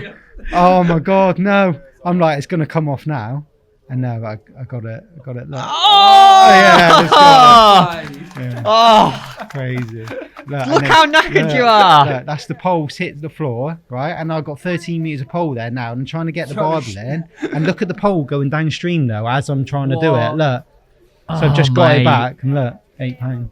Mate. Yeah. That like when you watch it, you're like, Crazy, innit? Absolutely crazy fishing. that's heart in your mouth stuff, innit? Yeah, crazy. And yeah, so done all right second day. I had that fish, and I caught a couple of other fish as well, just small fish, and I think I was about sixth again. You know that moment, there when you're stood on your box with that pole behind you, and there's this £8 barbel in the flow, and it's going mental, and the people are behind you, and you've not had about. Tell me how are you feeling? What's going through your I'm head? just like, please don't come off. Is there any enjoyment there? That looks like stress to me. Stress. Yeah. Stress. Not yeah. good for the heart. I tell you, when you start enjoying it, when you've got like 8 in your net, yeah, then like everything else, then after you've got like 8 in your net, it's like whack, yeah. It's not on your first one. It's £8, and your box is slipping in, and it's flooded, and it's raining, and like you're knackered. Do you know what I mean? Like, it's a different ball game, but yeah. So and then I was 6th or 7th for my section, and fair play. First World Champs, and I was best performer in the team. Fantastic. So, well done, mate. Like the team didn't do any good, but that was something for me to take away. That when from Holland won, Holland. fishing like braided upland, Braided stupidly hooklands, heavy. stupid massive hooks. Just everything that we were doing, they just literally took it to a whole different level with strength, and just made sure they fished for an odd big fish like that, and they made sure they got them out. Right. So yeah, it was a good venue. Couldn't say I will go back, but yeah, massive learning experience. Amazing. You know, that's 99% of match anglers will not go and experience that. No, it was incredible fishing. World champs after that, Cal. Slovenia. Where did you go next? You stayed in the senior teams. Yeah, I had a good world champs. So he said, "Oh, you can go to Slovenia," which was an amazing venue, absolutely crazy venue. Me and Will went out prior to the world champs, done loads of practicing. Didn't you fish an event out there, like a festival? Saber Cup. That's it. And done well. Yeah, like 10 kilos of first day. Drew downstream MPEG second day. And caught 32 kilos of Vimba. Cracking. Tell us about Vimba. You've mentioned it. We're talking about like the River Sava here in Radice in Slovenia, which is it's beautiful, isn't it? Yeah, unbelievable venue. You stay in this hotel in the mountains, and then you drive down almost down the mountain to the river, and then you fish on this river. It's incredible. It's like blue water, yeah, innit? It's an absolutely incredible venue, and there's so many fish in there, and there's the variation in depths was unbelievable. You could be fishing 10 meters to hand, or you could be fishing in 5 foot. And what are these Vimba? You've mentioned Vimba a couple of times. They're a bit like a bream slash I don't know, really, a massive roach, I suppose. They're a bit like a hybrid, but big. And they're their own species, aren't they? Their own species. They got like big noses and nice fish though. First time we caught them, I've got a little story for you. Sorry to interrupt. First time we caught them was in Slovenia with the kids, and Frankie was in the team. Yeah. You know Frankie works for Guru, Jan Ancella. And so we caught these fish, and we'd never seen them before as kids, and they've got this big bump on their head, so we started calling them knobheads. Yeah. And they were like, "Oh, I've got a big knobhead." Yeah. Excuse any language here, by the way, folks, but no offence meant on. But we started calling them knobheads. So we're there with England youth team, like, how many knobheads you got? Right, and then because we'd called them knobhead for like 3 days, we turned, because Frankie had been a bit of a cheeky thing, so we changed it. Instead of knobheads, we just started calling them Frankies. Obviously Frankie's a bit of a knobhead. And we were like, how many Frankies have you got? So now whenever we go away, we call them Frankies. I bet he loves brilliant. that. Yeah. Absolutely brilliant. Yeah, but nice fishing though, really, really good. Tell me about that. Tell me about what happened that week away then. Well, mate, an amazing week. Really, really good week. Caught loads of fish. There was a couple of different venues that were in that day, that event as well. You had the main river that most of the match up, but there was another venue down the road that Svenica. That 1 or 2 sections were there. Was it 1 or 2? And yeah, had a good week. Caught loads of fish, and then it was like, it got to the stage that we were doing okay as a team, and you know when you're doing well as a team and when you're not through what weights you're catching in practice. But we weren't doing that well, if we're going to be honest. We weren't doing that great. And you and Lee flew out, didn't you? Yeah, me and Lee Carey, yeah. And I spoke with Lee every single day, and yourself every night, about what he thought about the fishing. And you and Lee both come up to me and said, look, Cal, we think you should fish like this. And I'm thinking, on the Friday, I'm like, you know what? I've got to just go and do that. And you said to me, go and pot in a load of bait. Don't worry about throwing bait. Just pot in a load, like ground bait with bloodworm, joker, casters in, and pot a little bit of sticky mag. But just try and be nice and accurate and keep everything a little bit more condensed. Mate, absolutely emptied it on the Friday. It was solid. I remember watching the carp day. The carp day, yeah, it was solid. Literally, I went out and I'm thinking I might have gone a little bit over the top here with this bait, you know. Potted in like 25 balls and started fishing. It was just solid, mate. They were just on it immediately. Big Vimba, an odd barbel. I caught a carp, like, I can't remember how big was it. Must have been 10 pounds. 10 or 12 pound. Let me tell you the story about the carp, Toby. Yeah. This was one of the best things I've ever seen. I've never seen it done before. Yeah. And I'm sat behind Cal watching him catch these Vimba, and he's catching these big silver Vimba. Yeah. To put it in perspective, it's beautiful. I'm laid on this grass. There's a mountain opposite me. Like if you sat there fishing like this, and you look up like that, top of mountains like there, and there's bears in forest. It's beautiful. It's wild. Yeah. And he's catching these big Vimba, and all of a sudden he's like a wallop, and he's up this fish, and his float's just stayed where it is, and it's just like moved slowly out into the river. Yeah. And I'm watching him, and he's like stood up, and he's pulled. He's got white hydro or a soft dollar elastic on, and he's pulled. So he's putting as much pressure on as he can, and this fish, whatever it was, none of us knew, is like sort of pulling him down at this point, just pulling his pole into the water. And as it started pulling his pole into water, he'd done this weird Jedi maneuver with his pole, and he's like dropped his pole and pointed it at the fish, and then lifted it back up, and the fish has turned, and it's like come back underneath your pole. And it were only after when I questioned you about it. Tell them what happens. It's exactly what you just said. Basically, what I'd done, I lifted my pole up. Again, this is Will. I lifted my pole up, and basically as you feel it all starting to bottom out and it's about to break you, if you just drop your pole and release all the pressure, it just gives you an extra little bit of stretch in your elastic. And a lot of the time the fish, because you change the pressure, it can turn it, like because you've just dropped it. Just disorientates it. I don't know if it thinks it's got away. It thinks it's snapped you. And then all of a sudden, like, you lift your pole back up and it's under your pole. Of course, then you got time to ship back, get some sections on it, and then got it in like £12. That's big comment, wasn't it? Yeah, that's like fishing on a different level, isn't it? It was brilliant to see. I've told loads of people that story of that moment, because it's not just everything in the approach and that you're then even playing it. Levels got to do it dead right, and that's pretty incredible. Yeah, got it in like £12, caught a load of Vimba. But the great thing about it was everything that happened that day in practice was how it should happen. We've got you and Lee on the bank telling me what you've seen, me going doing it, me fishing in that way, catching a load, and then the whole team fishing like that the next day, and we done brilliant. Like, we done really, really well. You know, that's what it's all about. You know, that's what we're working with each other. And yeah, it was really good. But I had a really frustrating first day of the World Champs that year. I was with you on yeah, you ran the bank for me, and mate, it was so frustrating because I was so confident after having the day on the Friday, and I drew this real tough little bit. The bottom was horrible. My section just got loads better at the other end, and I caught a few fish, and what I should have done in hindsight was just catch what I could on the long pole and then just fish for bleak for the rest of the match, because it was never going to happen.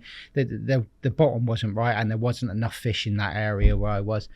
So I ended up 10th for 12 for my section, but I got dropped second day because of that, but just a bit, I don't know, I just felt like I sort of set the trend for how the team fished for the next 2 days. But I don't want, because of the Friday practice, practice, perfected it, and then it got dropped off the back of that, so I was a bit disappointed, to be honest. Right. But it's fine as long as I'm helping the team. You know, like, as long as the team doing well, and some of the other lads fished exactly what I done, and then they've won their section and all come second in the section, which is what it's all about. So that's fine. And then we won a medal as well. We got bronze, I think, that year. Nice off that venue. So, off that venue. It's difficult fishing, lots of different variations. So I was good. I was happy. First medal in the men's world champs as well. Yeah, exactly. Yeah, in the world champs, to go for the second time, another medal, brilliant, absolutely, really. So I was happy. I was good with that.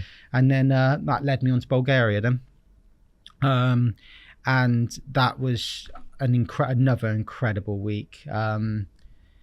Unbelievable venue, straight rowing course, just the most fairest venue you could ever go to, just like pin straight, like all concrete. You can park right behind your peg, like every single peg's exactly the same depth. It's just brilliant. It's Plovdiv, Tobe, you know, where Mick and Steve we did the podcast about.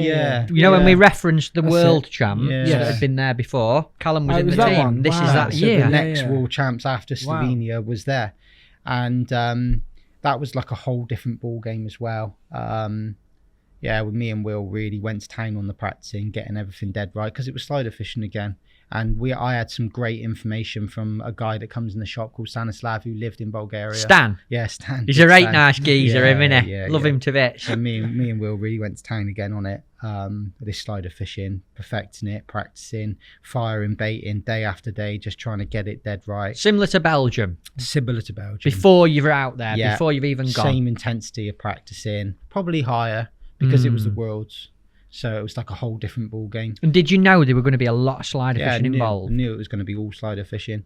So up the intensity with the practicing and the work rate, and got it dead right again. Similar to Belgium, similar setup, except that we knew that we were going to be putting quite a bit of corn and quite a bit of grind bait rather than lean. So we adjusted our catapults and done everything slightly different. Went out, had a real good week. Caught a load of carp. First day I went, and it was the first day of practice. We drew A section, and I fired all my bait in. It went in amazing. It went in lush, and I caught like 8 carp on the first day of practice on a brand new venue I've never seen, and that hit home then how important the practice was, because everything just went in perfect, you know. And I caught 8 carp, so straight away that set the tone for the week. I had a really good week. Caught some fish in practice. I had a really good day on the Friday. I can remember watching you. Remember you and Lee come up to me. Caught some fish in practice. Awesome on Friday. fishing. 50 Brilliant. metres again, was it, on a 50 slider? Exactly same measurements as before. 58 turns, wind back 8, sink the line 50, fire your bait in. Same measurements. And then first day of the World Champs, 4th in my section. And then the second day, I had an amazing day. Same as Belgium, right? I've literally, when you look back on it, I can remember this happening. To me, right? I fired my bait in, and second day, I didn't even set a pole up. I just literally fired. I touch on the feed in a bit. But I fired my bait in, and then my float, I was first all in, fired my bait on my float out there. It's popped up, and it's literally like 10 seconds, like, just got whacked like that. I got an 8-pound carp. Doesn't that tell you you've got it bang on, though? Yeah, I'm just like, oh, mate, it's so good because everything just comes to play. It comes into place, you know, and it all clicks. Tell me a bit about, because I'm interested, having been to Plovdiv only in October. Tell me a little bit about what were you feeding there, and because it was obviously a bit different when you went to when we went, but different time of year and everything. Yeah. What were you feeding? What sort of ground baits? What baits were you using? Yeah, me and Will settled in the end on 70% ground bait, 30% soil. We were putting in an absolute load at the start. We were putting 8 litres in at the start, which when you made up in little balls was about 50 balls. Wow. 4 with corn, bloodworm and casters. And then putting bloodworm on the hook. And then if you were in a difficult area, you could add some joker into your mix and then start firing balls in with joker in it. Right, and did you fish bang on top of that bait or slightly past it? Right on top of it. Wow. Yeah, right on top of it. And the whole thing about that venue was noise. So the first day of the World Champs, I fed my waggler line, then my pole line, and then there was a 3-minute delay between when I started fishing.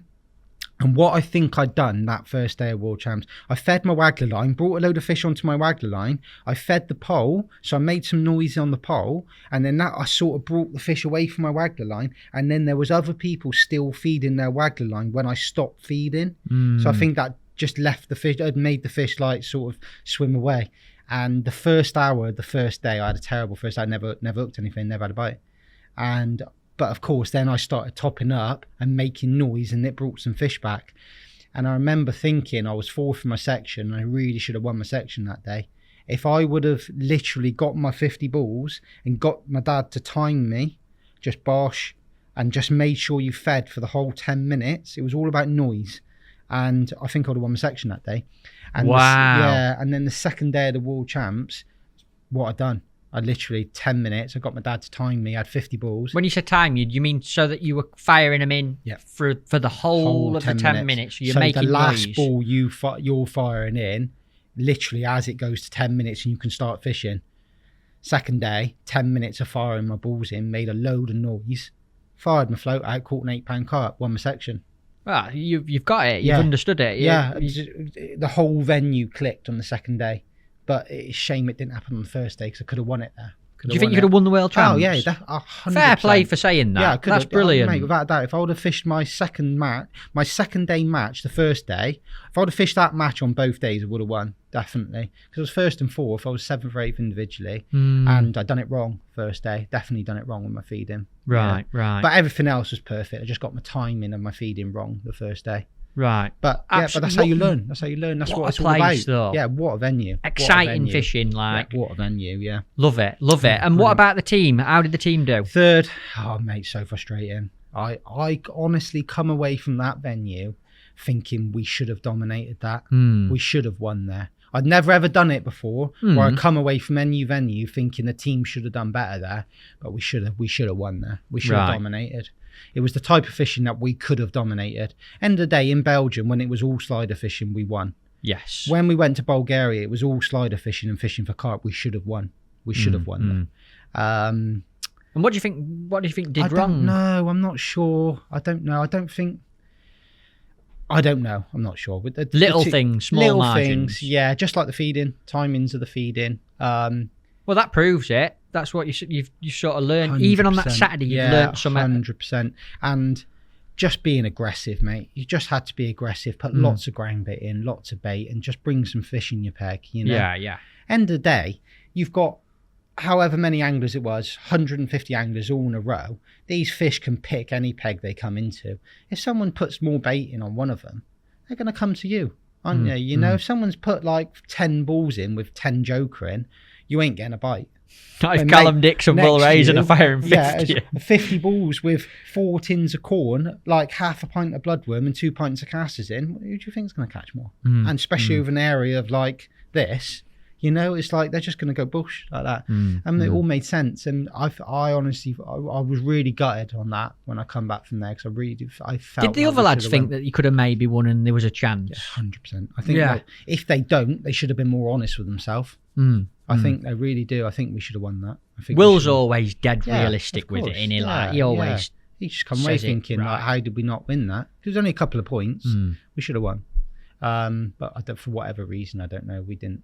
But you and Will both did fantastic. That's the year that on his podcast, Will spoke about hooking the fish that got tangled with a bloke next, and he had to put a fish back that cost him winning it. Yeah, so individual. It was a gutting experience, because I felt like me and Will and a couple of the other lads had it so right, and we done so well, and we didn't win. It was like, you know, one of them really. But yeah, still good. I suppose if you don't feel like that though, you're not being realistic. No, you're not being realistic. If you don't feel like you should have won when you should have, then should have won. You should have won, you know. But another good week. But winning your section on the second day, that must be quite it's your first section win in a world championship, in a world men's championship. Big achievement. On my third attempt to win a section was brilliant for me. Like, I was still only young, you know. It was brilliant, really, really good. Awesome. I bet your dad was chuffed a bit, wasn't he? Yeah, of course. Yeah, it was brilliant, and he always come out to watch, and it was good because the spectators could get really close to you. So like you're fishing, and like the spectators were very close. You know, it was good. Like the tapes there were really close because there weren't a lot of pole fishing, so they just made the tapes. So the spectators were right behind you. It was brilliant. Get a bit of an atmosphere. Yeah, a bit going of an atmosphere, and Ian Pauly and his little clan come out and watch. Good lads, them. Yeah. It was a good one, mate. Good match. Awesome. Yeah, enjoyable. Great experience. And what? Obviously, then you had a couple more international trips before you sort of went out of the England team. Can we talk about that? Yeah, like, where else did you go, and how did it become you didn't want to do it anymore? I don't know how to put it into what order to put it in, because it sort of all leads on to each other on why I decided to change my direction and what to go with fishing. In Bulgaria was the trip where I started to think about that.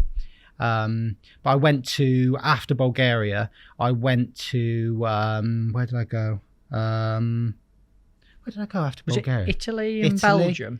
Italy and, yes, you're correct. Yeah, Italy and Belgium. So went to Italy on that river, flat float fishing. Travelled with you. Didn't have the best of weeks. That were an horrible week. Yeah, well, yeah, it was, the weather wasn't great and the venue was difficult. It was rising with the tide. And then went to Belgium. But to be honest, mate, I'll touch on it a bit more in a bit. I wasn't right at that point. I knew I wasn't. I just didn't. What do you mean you weren't right? Well, Cal? I didn't want to do it anymore. I decided, in the back of my head, I didn't love what I was doing anymore with it, which is crazy because we've just gone through all these amazing venues and everything, and I've sounded so enthusiastic about it. But at that point, I've reached a point where I didn't want to do it anymore, and I had to go away for the last 2 times to Italy and Belgium, and I still put the work in like I always do, but I didn't want to be there, you know, just. So I decided to change my route on what I was doing, you know. And what, you don't have to answer me, but what what triggered the thought of, I'm not feeling this, I don't want to be doing this? Because obviously it's an awful lot of time and effort to commit to something you don't want to do. So yeah, it's like a really difficult situation for me at that point. Basically what happened, there was a couple of things that made me think about leaving the England team and stop doing it, and they were the reason why I didn't do it. But I'll tell you a little bit of story about Bulgaria because we touched on it a minute ago, but this was the one event where made me start thinking about leaving the England team. Basically, like before, like Belgium, when I got selected for Bulgaria, me and Will, we went out practicing like so much. We really worked hard on it. I was meeting Will at Hampool in Cotswolds firing our bait in. Like I said before, I was meeting desert, shearwater lakes down by us. We were working really hard and we were getting everything dead right. And I remember the 30 days before I went to Bulgaria, I remember thinking, right, I really, really want to get this right. And the 30 days before I left, I went out every single evening just firing baiting into a lake or whatever, just firing baiting. So you can imagine the ground bait catapults we were using. If I shortened them down 2¼ inches and got all my distances right, 58 turns, wind back to 50, fire your bait in, everything was just perfect. And I worked so hard. And when you fish for England, there's so many ups and downs. And we drove 1,850 miles to get there. So it took us 3 days of driving to get to Bulgaria. After all this practicing and hard work that we're putting in our own vehicles, got there, started fishing, and then had a decent, like I said, after a decent week's practice. And I practiced on the Monday, Tuesday, Wednesday, Thursday. And then I had a really good day on the Thursday. I caught a couple of big carp. You come along, changed my mix, and I caught a couple more Croatia. And a real good day. And I stopped fishing and I was buzzing because, like, by the Thursday, if you've had a good 4 days, there's a very good chance you're in the team by then. Because even if you have a bad Friday, you've had such a good first 4 days, you're virtually in. You're in, yeah, buzzing, you're in there. Buzzing. And then I was packing my gear away and I was walking back up to my van and I went past a little meeting that the management were having. And Mark, and sorry, it wasn't so much Mark, but all the management were there, and Will and Alan. And I walked past the little meeting that they were having, and I heard one of the management say, the only reason why Callum's catching a few fish is because Will drags him along. And I come away from that, and I'm thinking, come on, man, that's not fair. That's really not fair. And this is the honest truth. This is exactly what happened, right? This is everything I'm telling you is exactly what happened. And I thought, come on, that's really not fair. I've worked so hard. Do you know what I mean? I know they've been brilliant to me, but that's not fair. So I thought, right, to myself, right, that's like, I was buzzing, I was up high, and then they dropped me back down a little bit, that comment. And then I thought, right, I just got 3 days left to go. And then you can just go home, just catch what you can, catch what you can for the last 3 days. And I had a good 3 days, like I already told you before what I caught in the World Champs and everything. Brilliant. Amazing 3 days. Yeah, won your section the last day of the World Champs. Won the section. And then after the World Champs, I drove like another 1,800 miles home. So that took another 2 days. On the way out, we drove 1,850 miles, but we went sort of the wrong way. Oh, no. It's not what you want to do on a journey that big, is it? So we drove through Romania instead of Serbia, but that's the wrong way, apparently, right? So we're not talking about making an odd turn. It's not the wrong turn. You can't just turn around. We're talking about a whole country difference. Like, do you know what's worse? We did it on the way there. Yeah. But we did it on the way back as well. So it took us like 3 days to get there, like 2 days to get home. And yeah, so like 5 days of driving and all this, and I felt like I'd done brilliant over there and come first and fourth in my section, and I drove like 1,800 miles home. And I got home, and when I got home, I had 2 text messages on my phone saying well done. The whole time I was there and the time I got back, I had 2 texts. One was from my dad and one was from John Raison. Which is Will's dad. Will Raison's dad. Yeah, Will Raison's dad. And on the results ceremony, I've come back to the results ceremony, and I've sort of come up to all the team and all the management after winning my section, and they all sort of just looked at me like, and I just didn't get any sort of appreciation for what I'd done and how hard I worked. And it was difficult to take, really, really difficult to take, because I was working so hard and didn't really feel like I was getting anything back for it.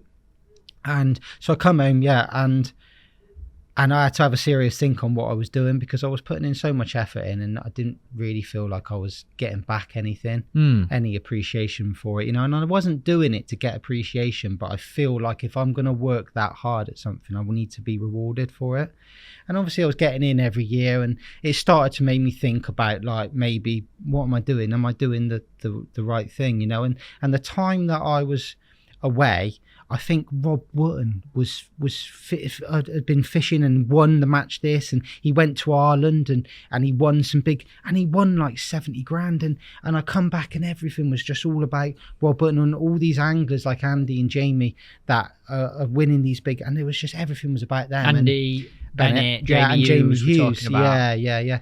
And I was thinking, I don't know if I'm doing the right thing, and I don't know if I'm going in the right direction with my fishing. So I just started to think about whether I was doing the right thing, you know.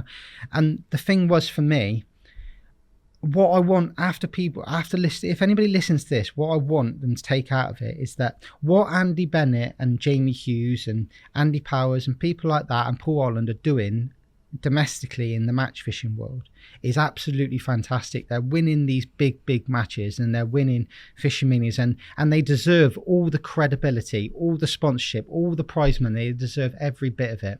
But what I want people to understand is that I've done both. I've done the England thing and I've done these big finals now, and I just trust me that fishing for England is as hard as the domestic scene as well. It is as hard. And if anything can come out of this interview, I want people to appreciate the lads that are still doing the England thing and the management as well, because fishing for England is very, very difficult. It's intense. So it made me start to think about other directions in my fishing, because I just didn't feel like I was getting anything out of it as such, you know. It's understandable, Cal, when I know what you used to put into it, and I bet you still put ridiculous effort into your fishing anyway, but when you're ploughing that much time, energy, I'm going to say money, because money matters as well. And money, of course it matters. Yeah, of course. And it's the pressure of time away. You've got a missus at home. You've got a big business, family business to run. It's a big push. It's a lot of intensity, and it was a very, very difficult decision for me. But that trip to Bulgaria really did make me think about what I was doing with my career and whether it was the right thing to do. And that was what I got out of it. I just didn't think I was doing the right thing. I don't think I was getting appreciated, and I wasn't getting any reward for my hard work as such. But maybe I was wrong. Maybe I was wrong. But you've got to go with what you believe, though, mate. And really, the only person I spoke to about it all was Gabby, my wife, and she just said, like, you've just got to weigh up your options and what you're going to get out of something, and what else you're going to do with your career. And it's well said, that. Yeah, and you just got to weigh it up and see how you feel, you know. So this is what happened. Basically, I went on to fish in Italy with you. I didn't travel Will that year. I travelled you, which was brilliant. And then I went to Belgium, but I wasn't there, mate. I wasn't there. Do you know what I mean? I made myself put the work in and put the effort in, but I wasn't there, mate. I just didn't want to do it anymore. So then I decided to resign from it. Fair play for realising. Cal, that's such an hard thing to do. I feel tough. I don't like how I feel about it, because I know how hard it was. I'm sitting here and I feel like, I'm down about it. Yeah, it's a really tough decision, mate, because since I was 12, all I wanted to do was fish for England. And then it got to a stage where all of a sudden, just like that, I'm like, I don't want to do it anymore. I just don't want to do it. I just don't feel like what I'm doing is right. So yeah, it was tough, mate. It was a real difficult time. Like I've always had everything in my life so easy, and it was probably the first like real tough thing I've had to deal with. You know, a big change in my career, but it's fine. But there was the other thing that used to really annoy me about the England team and doing the whole setup is that, basically, when you get selected for the England men's team at the world level, you're getting told that you're in the top 6 international anglers in the country and probably the world. You're in that now, right? These 6 anglers, they all fish 3 competitions a year, right? 3 competitions a week, 3 or 4 competitions a week. They're competitive people. They wouldn't be in the position that they are if they weren't competitive. They wouldn't have the drive to do it. So when you take 6 of these guys and put them in a situation where you fish for 5 days, and at the end of that 5 days, you say to one of those 6, you're not fishing, so there's only 5 fishing instead of 6, straight away, any sportsman or any human nature is to compete. because no one wants to go out there, put all that effort in and walk around all weekend. So we never practiced efficiently. And this is the truth, because I know everyone in that team felt it, right? And we never practiced efficiently with it. And it used to bug me, really bug me. It just become a match, a competition in a lot of practices. So rather than practicing methods and trying things, we got 5 of the 6 of the best angling brains there's ever been. And there was an element of the practice where all we were doing is competing against each other. Counterproductive, really. Exactly. Yeah. And it used to bug me, used to really bug me, right? I'll give you a couple of examples. I went away to the World Club Champs with Dorking to Italy, to Ostellato, right? And Steve Sanders, before we went out, said to, I don't know if he picked the 5 or he picked the 3, he said to me, Will and Des, doesn't matter if you blank every single day, you're fishing the weekend. Use your brains to work this venue out and try and come up with a method where we can win. And I remember on the Wednesday, I was fishing long pot, and I'm catching these skimmers, right? And I'm missing an odd bite. I'm foul looking an odd fish, bumping an odd fish, and I'm still doing all right because I'm catching. But my peg, I would probably say at that point, was about 70%. It wasn't 100% right. And I stopped fishing for like 2 minutes, and I looked down at Will, and Will's just sat there. And every single time he struck, he hooked a fish, never missed a bite. It was in the net, and they were big. And I'm like, Jesus, that's brilliant. And then, like, I'm still in a practice session, man, but because I'm in the team, it doesn't matter what I do. I've got off my box halfway through a practice session, gone down to Will. He's got off his box. I've sat on his box, and he's like, right, I'm dropping my rig in like that. I'm topping up like this, right? And then I'm like, right, okay, sorted. And then I've gone back to my box with an hour of the practice session, changed what I was doing, and all of a sudden, my peg was 95%. Wow. I'm catching these big uns, I'm hitting every single bite, and I'm come away from that week, right? And we won the World Club Champs in Italy against the Tubertini team that week. I was first and second in my section both days, right? And I would not have been first or second in my section if I wouldn't have done that day when I went down and watched Will. And I come away from that week, and I was like, this is not what happens in the England team. It doesn't happen, and it's so frustrating. It was so frustrating for me. Because you think if they had practiced properly, they'd be so much better. On a Wednesday in a World Championships, I cannot get off my box and go and see and watch Will for half an hour because we're all fishing against each other to fish the weekend. It was so frustrating, and this is the truth. This is what happens, right? I'm telling you, and everybody feels it, and it's a horrible situation to be in sometimes. But that's the reality of it. And I'm no manager. I've never managed anything. Right, but as an angler being in the team, this is how I felt, and I know a lot of the other anglers did as well. So I don't feel like we practiced efficiently. And I also done a team competition in another sport in CrossFit recently, and it was a team of 4, so there was no one not competing, and it's a total different feeling because you're all working for each other, because there's no you don't get penalised for not having a good day. Put it that way. And the England team always done absolutely fantastic, but I just found it very frustrating that we couldn't practice in the way that I felt like we needed to win. I felt there's different ways of practicing than what we were doing, and we would have done a lot better, if that makes sense. No, totally, mate. Totally. So yeah, and I found that very frustrating with it, really, really frustrating. But that's the way. Understandably, when you've seen it work, with the Dorking gang, and having seen how it worked. What I will say, having been to Italy this year, Downsy did change it up quite a bit. He picked. Good. Will might have told you, but he did pick this year 3 or 4 people. Did he? And he had a couple fishing for the places as well. And we won a medal, so it definitely does work. And hopefully going forward, they will do that. And Mark will change. He's a great manager. Yeah. He will change. He's a great manager. I got on so well with Mark. It'd be a good one to get on a podcast, Mark Downs. We'll get him in. And I just find that very frustrating. I felt so. Basically, I come away and I was really frustrated about the whole practicing thing, and I was frustrated that I wasn't getting any reward for the hard work I was putting in.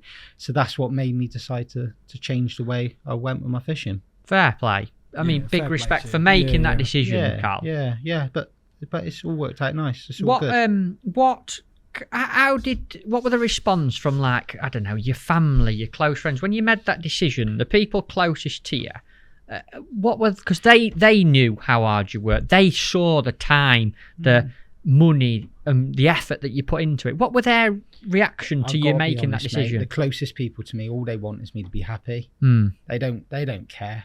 They don't care if I win the world champs or I don't. You know, they just want me to be happy. You know, and if staying in England and fishing the big competitions is what makes me happy, and not being involved in the England team is what makes me happy, then that's what they want. You know, they're fully supportive. And Maver, they've just been so good the whole way through, and they just supported me the whole way through and what I want to do, and I've done it, and it's all worked out nice. You know, so awesome.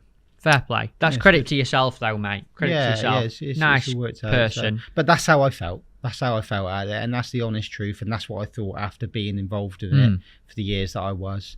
So yeah, that's how it's all happened. Do you feel better about your fishing now? Yeah. I miss elements of it. Some of the venues were just crazy, and I miss that. There's a lot of elements of the England team I don't miss, though, and there's a lot of elements of the fishing that I'm doing now that I love as well. These big finals are brilliant. I love them. Absolutely brilliant. The excitement of them, the chance to win life-changing monies does really appeal to me. So yeah. Can I ask you, before I want to talk to you about what you're doing in your own fishing now? Yeah. One thing I want to ask, and I know people who are listening, people who know you will also want to ask you is, would you or will you ever go back to fishing for England, do you think? Because how old are you now?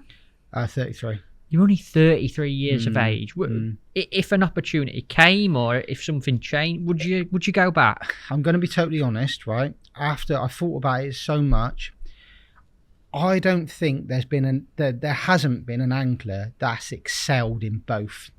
That's come in, won lots of big finals, and excelled in the England team. I think Des has done the best because he's done well in the England team, but he's never won it. And I always knew Des was good enough to do it, but he's won 3-part Deans and about 4 million festivals, right? Yeah. There's no one that does both because it's physically impossible to do it with time and the ability to do it because it's total separate types of fishing. So I don't think you can do both. So you've got to pick which one you do. So I can't go from the England thing, then go to doing these big finals, then go back. I think you've just got to pick your route on what you want to go and do it. So I don't think now that I would go back. No. Can I ask you then, if you wouldn't go back now, what would have to change for you to go back, for it to be a viable option? The whole practicing thing. If the management said to me, 5 people are practicing, and in practice you can do what you want. If you get up, if you feel like someone, not even in your own team, 2 boxes away is catching, and you feel like you need to go down there and watch what they're doing for half hour, come back and adjust what you're doing. If they said to me, crack on, that would help. That would maybe convince me. Maybe that, and I don't know really, and maybe just probably that would be the one biggest thing that I would have to change. Factor. I would never ever go back if the practicing was the same as when I was in the team. Never, because that wasn't right. You know. But no, I don't think I would, mate, because I've picked the route I want to go on now, and I've got a goal in my head, and I can't keep changing. I've changed once. and you're such an intense person. You put so much. Tell me about your fishing now. Talk to me about your fishing now. Where are you going? What you've said, you've got a goal. Can you tell us what it is? What you're doing? I want to win a big one, a Fishing Mania, a match this. A fishing association, something like that. I want to win one of those. I've been going to Todd Burr Tunnelbarn Farm and Todd Burr Manor in the winter, and fishing there. That's been brilliant. I love it. It's great. We started a podcast talking about Todd Burr. Get me there. Yeah. And I'd love to go. Through the summer, White Acres. Oh, mate, I absolutely adore going to White Acres. You've got a brilliant record at White Acres and all, haven't you? Yeah, done all right at White Acres. Yeah, I love it. How long have you been going to White Acres now, like Cal? 15, 16 years I've been going there. Best memory of White Acres? Fire it at me. Oh, that I'm allowed to settle or tell you about. Best memory of fishing at White Acres? Well said, is it? I tell you the best memory of not so much me fishing. One of the first years that I went, I watched a Super League final at White Acres, and God, that's years ago. That's when it was Drennan Super League. Yes, and Dorking won it. And I remember I walked round and Will drew 10 on the match lake on Following Lake. Will Raison, yeah. Ben Leach drew 27, where you can chuck to the boards. Steve Mayo drew 20 and Des drew 23. So there was 4 anglers on there, all Dorking, and every single one of them caught between 120 and 180 pounds. No. All fishing different, right? We all caught shallow on meat. Ben Leach caught on a meat feeder. Steve Mayo caught short, and I think Des flicked it. Wow. Yeah. And I come away like, these guys are insane. And then they're all getting drunk every night. Yeah, I was like, wow. And were you part of Dorking gang then? No, I was too young. Just going and watching and learning. So I must have been really What an young. experience, To though, I joined Dorking when I was like 16. So Wow, I must have yeah. been really young. And oh mate, and they were in a different ball game then. They were different gravy at that type of fishing at that point. Pwah, you know. And commercial really fishing good. were a bit different then, Yeah, wasn't it? it Not was as many more- pellets. No pellets. No, at that point, none. So it was either maggots, meat. That was back in the mushy meat days. Like the liquidized meat as such, with a bit of ground bait in it, moon dust, I think they used to call it. And then the second day of the Super League, it was going on Porth. Nice. And they dominated on there. Absolutely dominated. Des and Will dominated on there. Brilliant. Really good. And then they won it. So that was probably the best fishing memory. So even though I wasn't fishing, to watch them dominate in that way was absolutely fantastic. At such a young age. What a great experience. Yeah. And then I've gone back for loads of different festivals and done well. And there's been so many different highlights of it. Silverfish festivals were good down there. That was always a good crack. Nice. You won the Silverfish one. Yeah. Not so many anglers, but a real high standard of angler. Like there was only 50. Was it 80 there? Must have been 80 quite a few or 100. still. Yeah. But everyone was brilliant. It was really, really good. So they were enjoyable. Have you ever kept a record of your framing and wins or whatever at White Acres, Cal? I've won 4. I won 1 of the carp ones and 3 of the Silverfish festivals. But I remember I went on a run where I was in the top 8 for 9 in a row. Amazing. Which was good. Like to be that consistent through all the festivals. But that's what's happened. Like since I left the England team, I've gone into the commercial fishing, and I really I haven't won a big one. Like I haven't won like a festival, but my consistency with my fishing week in, week out has improved massively. Just week in, week out, section wins, framing, winning, and as long as I can keep that going, like if someone said to me, oh, you can win a Fishmania next year, but the rest of the year you're going to struggle and you're not going to be consistent, for me, I wouldn't even think twice. I would just pick the consistency over winning one big one. So that's a massive high for me with my fishing now is that the consistency is loads better. So all I've got to do now is keep my consistency, win an odd big one, and I'll be happy with it. If you could win one of the big ones, which one would it be and why? Whichever's the most money. Well said.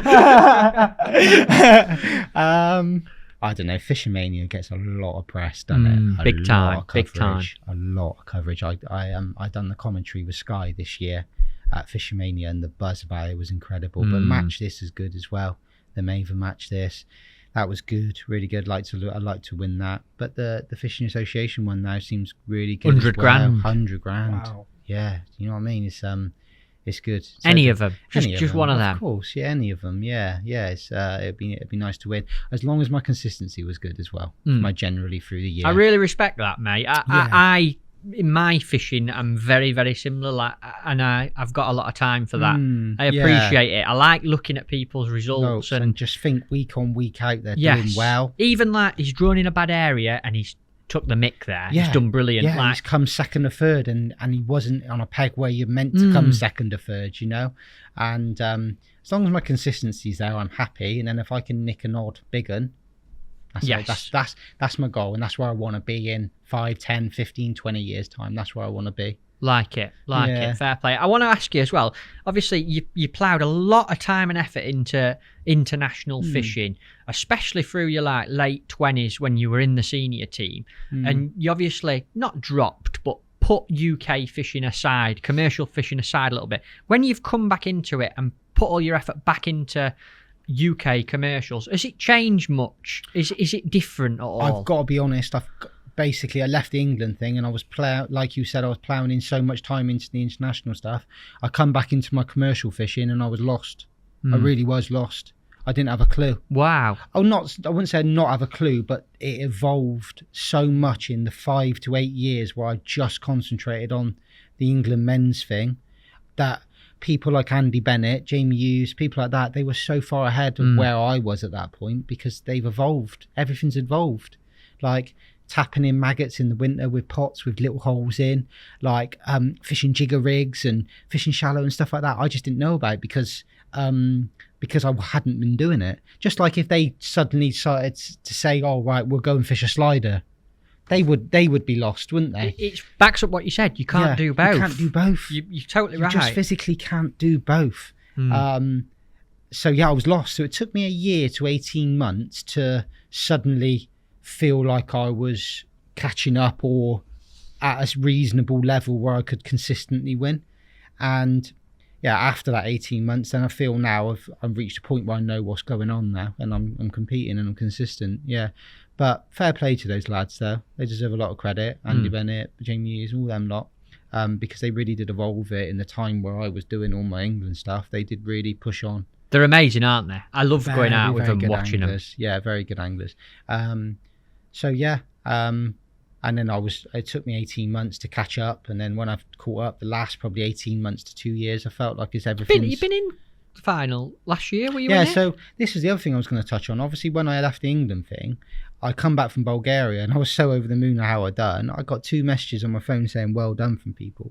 I qualified for the match this last year, and one journey from Doncaster to Bristol, I got like 26 messages on my phone, and all I've done was qualified. Yeah. Right? So realistically, I've driven to Doncaster on one off day, caught a few carp shallow on pellets, boshed in a load of ground bait in the edge and caught some big uns, and like I've got all this like appreciation for it, hype and all this like press about it.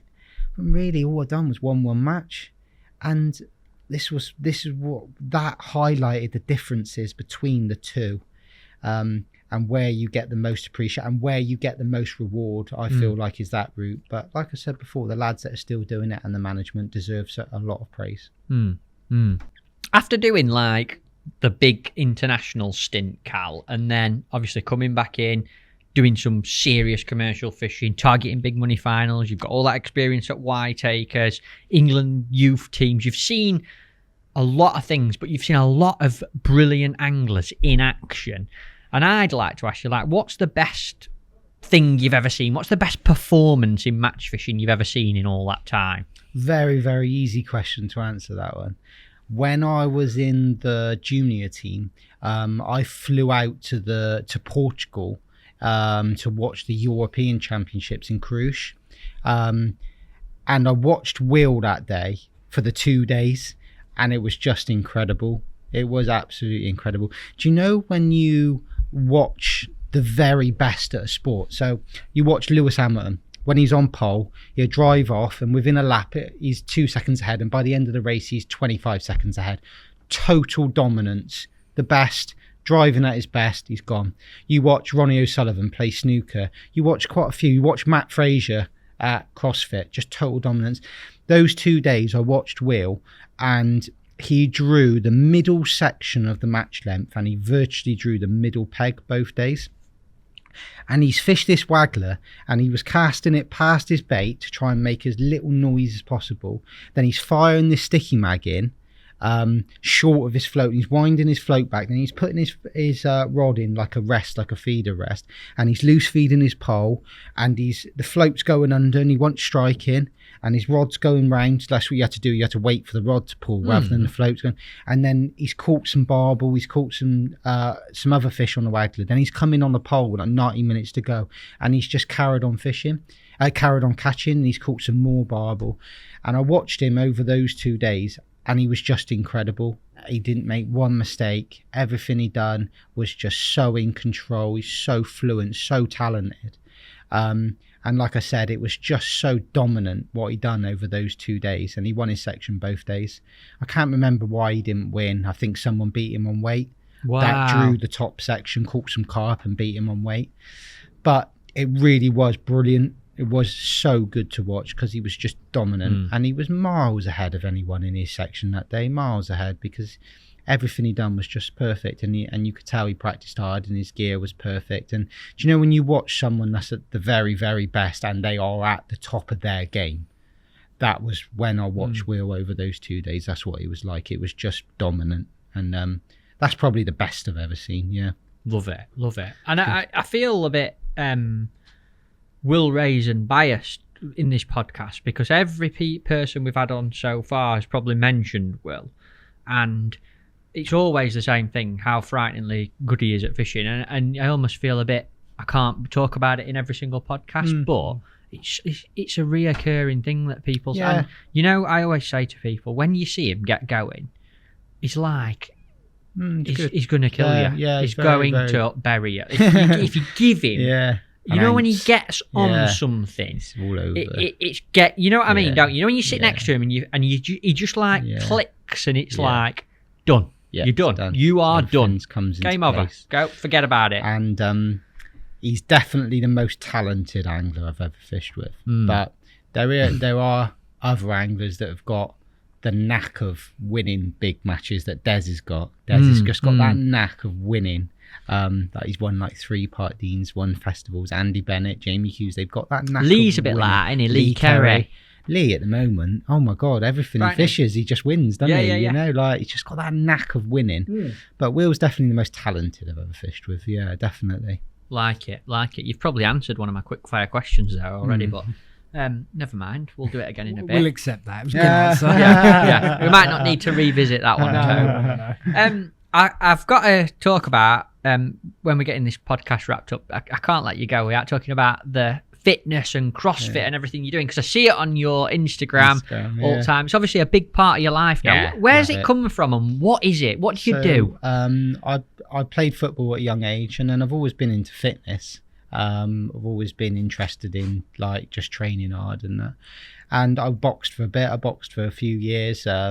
And done all that, and I got a little bit bored of doing it all, and then I saw this CrossFit, this sport was starting to get a little bit more popular, and I moved house. I moved to a place called Portishead, just south of Bristol, and there was literally a CrossFit gym just across the road from where I moved to, CrossFit MPG, and I thought, you know what, I might give that a go just to see what it's like.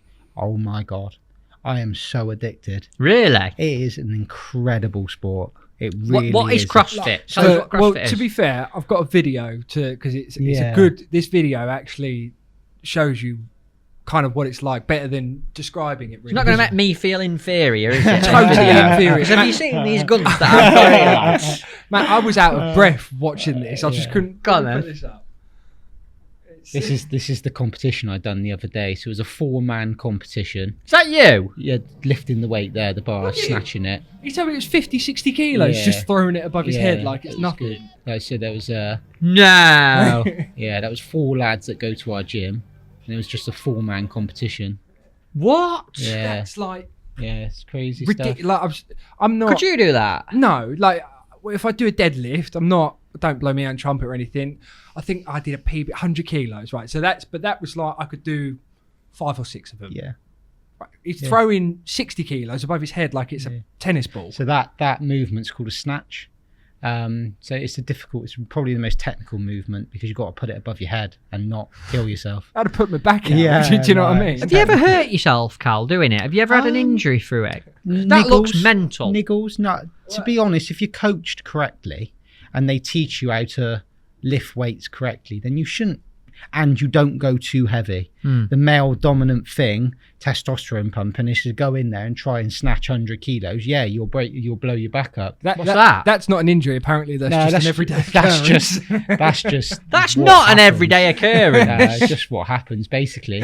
So CrossFit, what they've done, they've designed a sport where they've put powerlifting, where you lift your weights, gymnastics, and horrible cardio all together, mix it together, and you create a workout. The unfortunate thing about it is that when you do your gymnastics, a lot of the time you can rip your hands because you're on a bar and you're pulling your body weight above the bar or around under the bar, and you can rip your hands. And on that one, in that competition, because your adrenaline's pumping and you're doing everything Your so face, fast. sorry, it's just like, Matt can't quite believe this is for sport. So I was doing, I think for that one, I was doing bar muscle ups. So you like jump up to the bar, grab the bar, and you pull yourself over the bar and straighten your arms out. But of course, there's a lot of pressure on your hands as you come back down. You kip underneath the bar, and you bring yourself back over the bar, and of course, then you rip your hands and in the Your competition. skin just rips. Yeah, it's pretty bad. Yeah, Show It's me your not- hands. Yeah, it's not great. Like they are pretty. Whoa, can I touch it? Yeah, that's about the best they've been for a while. That's all the... Yeah, You've that's got how many like times. pads. Yeah, It's a like callus. calluses, and Yeah. you shave them and that. And to be fair, they're about the best. I trained this morning. I done 30 bar muscle ups, and they didn't rip, and that's good for me. If I do like 30 bar muscle ups, normally they're ripped to pieces. So yeah, I could understand it if you just shipped 1,000 bleaking yeah, from 16 But, meters. yeah, and that was the. He's end not of- really in shape though. You know, he's got a bit of a dad bod on the go. He Really, looks like Bobby Taylor on left, doesn't he? a bit? Yeah, yeah, that was I the. think my end of- body had probably just... It's very similar to is, I think I actually, fit yeah. in quite well. So if you need, if you want someone to come and pose with you, mate, Yeah, that was the end of the competition. We finished, But- and that was the 4 lads I'd done it with. you should be what- taking it serious, Cal, if you're doing Yeah. competitions. Competitions, yeah. That's it. But that's what I wanted to ask you, because all joking aside, to get into that shape is incredible work. What interests me, give me when you're training to that level, what is a daily kind of So, diet routine for you? So what are so- you eating on a normal day? Right, so what I done exactly the same every single day. Every single day I get up at 20 past 5 every single day. I cook my food through the day. So I get like a kilo of rice, like a pound of steak and my veg, and I mix it and I make like 4 or 5 meals through the day. And I train in the morning. So I eat quite a bit of like carby stuff before I train. So I have like rice cakes and bananas. And then as soon as I stop training, I eat quite a bit of sugar, which is the most important thing to eat when you stop training, is sugary carbs. And what are you eating for that sugar? Rice cakes with Oh, you honey said- and oh, banana. right, okay. I haven't, but either side of my training, I have a similar thing. Wow. The best CrossFit lads, I know this sounds stupid, Yeah, yeah. but they eat Snickers bars as soon as they finish training. Yeah, I mean, it sounds alien, Perfect. doesn't it? Sounds Yeah, alien but when you're in that good a shape. But when you train to that intensity, you burn so many glutamines in your muscles that you need sugar and carbs to restore that to be able to train again. And so I eat, like, either I have a Snickers bar or I'll have a banana, rice cakes, stuff like that. So that either side of my training, and then for the rest of the day I have my steak and rice or fish and rice. Yeah. Tell you what, I've got a great excuse for eating Snickers. I was now, just going Anna. to say, imagine Yeah. being so in shape and training so hard that a Snickers bar is like Yeah. The thing the to one have. to have. Yeah, but it's true though. When you train to that intensity, Yeah, you've yeah. got to replace what you've burnt, you know. And I eat a lot, but very, very clean. Like when you're training, you can eat lots, but clean. You can't. The right food. The right food, yeah. At the end of the day, you're burning 800-900 calories a workout, doing something like that, an hour workout. And you Sorry, how burn- many times do you train a day? It depends if I'm doing the competition competitions level. twice. Yeah, twice Because a day. I'll get up in the morning and do my one WOD class, and then I'll go in the evening and do What's a some WOD lift- class? So workout of the day. Oh, So okay. they'll do like an AMRAP. So this morning I done a 20-minute AMRAP plus some gymnastics work. So it was, it might not make sense, but wall ball. So you throw a 9-kilo ball against a certain marker on the wall. We're doing cleans, power cleans. So you get a barbell and you clean it up onto your chest, drop the bar to the floor, clean it up. So 10 of them. With weights on end? Yeah, of course. Yeah, 50, 60, 70 kilos, stuff like that. And then bar muscle ups again, doing bar muscle ups. And basically you get a certain amount of reps that you've got to complete in a certain amount of time, and you've got to do as many reps in 20 minutes as possible. And AMRAP stands for as many reps as possible. So that was this morning. And then you just work on your lifting in the afternoon. So you just go in and do your lifting when I'm in competition. But if I'm not competing or anything like that, I'll probably just do once a day. And I'm fishing, obviously, because I need some time to prepare for my fishing. But that's it's cool. It's a really, really good sport, because a lot of people go in and think, "Oh, you've just got to be strong," when it's not at all. Cardio. Oh, mate, the technique of the lifting. Yeah. Honestly, the technique and the gymnastics, the technique that's involved. You could get a lad in there that can lift massive weights, but you get him doing gymnastics, if his technique's not right, he just won't be able to do it. And the lifting, if your technique's not right with your snatching or your power cleaning or your clean and jerking, you just won't be able to do it. It's so much technique involved in it all. And the guy one of the guys in that picture, the guy on the right, Mike Smith, I train with him all the time, and he is absolutely brilliant at gauging a workout. So if you've got 20 minutes to do a workout, he'll say, right, you can't go flat out for 20 minutes. You'll just fatigue after 10 to 12, and then you'll blow up. And then the last 5 minutes, you won't be able to do anything. So the lads that have gauged it right will pass you. So there's so much like strategy involved in working out how quick you can do an exercise without blowing out, because I've done workouts before where I'm like, right, you got like 20 minutes and you've got to and I'm just gonna floor it. 15 minutes I can't lift a pound up because I'm gone, I'm fatigued. Total failure. Total failure.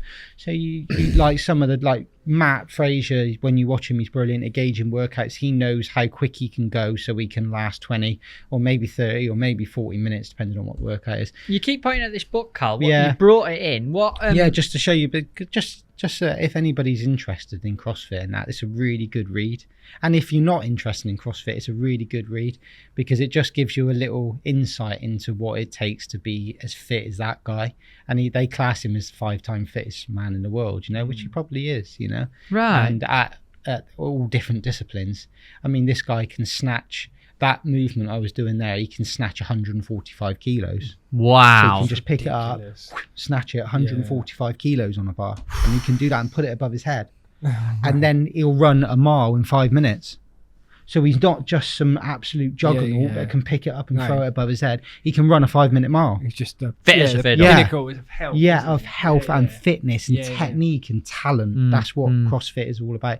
And then he can go on to a set of rings like you see in the Olympics when they do gymnastics, and he'll do 20 ring muscle ups, bring himself over the bar and drop him back down, or drop himself under the rings again. So he takes every element of fitness and he's perfected it all. And must be so good for like your core, of course, your back, everything. Just strong. It makes you very, very strong. We watch. Makes you, Callum's watched that one. Makes you strong and it's good, it's healthy, and it's good. Some real good lads. How relatable is it to fitness? How important do you think that fitness element is within fishing? Do you think more fishermen or anglers could benefit from doing a little bit of fitness? Yeah, of course. If you're healthy, you're good, you've got more energy, you get up earlier, you prepare harder because you're not as tired on the night. Of course, just being healthy, it's gonna help you in every element of any sport. I don't care if you sat down for 5 hours. End of the day, if you're knackered at 8 o'clock every night because you're not fit and you've ate rubbish food, you ain't going up and mixing your ground bait for the night before, or cutting your meat up ready, or tying an extra few hooks or rigs and stuff because you're knackered. Or like the fishing I was doing in Croatia, when you're running that flat float through 500 times, you're not doing that if you're really unhealthy. So of course it's going to help. Even like commercial fishing 16 meters shallow in a bit of a crosswind, or just like, so you can sit down and just hold it and you're good and you're healthy, like, of course it helps. Obviously fishing's not, most of the time, not that physical, but it does help 100%. I like it. It's quite I bet that'll motivate quite a few people and listeners to maybe go out and do a little bit. I'm gonna have a Snickers bar every day now. Me too. If that's what I look like. Just out of curiosity for the people that are listening, Cal, if a fisherman or fisherwoman, angler is listening to this and they don't do any fitness at all now, they do nothing at all, and you had to give them some advice to start doing a little bit of something just to get them off the ground, what would you do? at the very beginning, I would start off with, I'd build a foundation of fitness just by doing simple cardio, running, rowing, fast walking, just general body weight lunges, press ups, stuff like that, just to build a slight foundation of fitness. Like running's brilliant. When you say running, they ain't got to go and run 10 kilometres. Of course not. A mile, 2 miles a day, just to get going.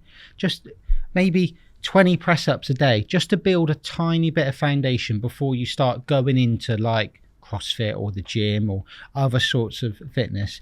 But just your general body weight stuff is really good for you. You know, if you can just go and do, I don't know, just something as simple as like 20 press ups, 20 sit ups, 20 squats, just like that every day, and then a mile run. It just makes so much difference, and it just builds up a little bit of fitness. And how many days a week do that? Whenever you just got to listen to your body, really. I mean, once you start training lots, you can train 5 or 6 days a week, and you're fine. You know, like if you correctly program what you're doing with training, and that's the great thing about CrossFit, it's programmed for you. So you can train 5 or 6 days a week, and I mean, if you're doing something as simple as like a mile run and a few press ups, you can do that every single day. That's not going to fatigue you enough that you need rest days as such. And then you build on it. And the great thing about CrossFit is that everything you do is recorded. So every workout you do is recorded. Everything you lift, every single weight you lift is recorded. So you've always got progression, right? What I found with my other training, just become stagnant, running, just similar times, and it's the same thing every time. When you go into a CrossFit, every single workout is absolutely miles different to the one you've done before. It's totally different because there's so many elements and so many exercises you can do. Gymnastics, weightlifting, running. We, like me and the 3 lads you saw in there, we go for weighted vest runs. So we put like 20 kilo vest on and go and run. Because normal running's not hard. Yeah. Put my seat box on my back and run. Then just run. If we want to just try and do a little bit of recovery, we just do stuff like that.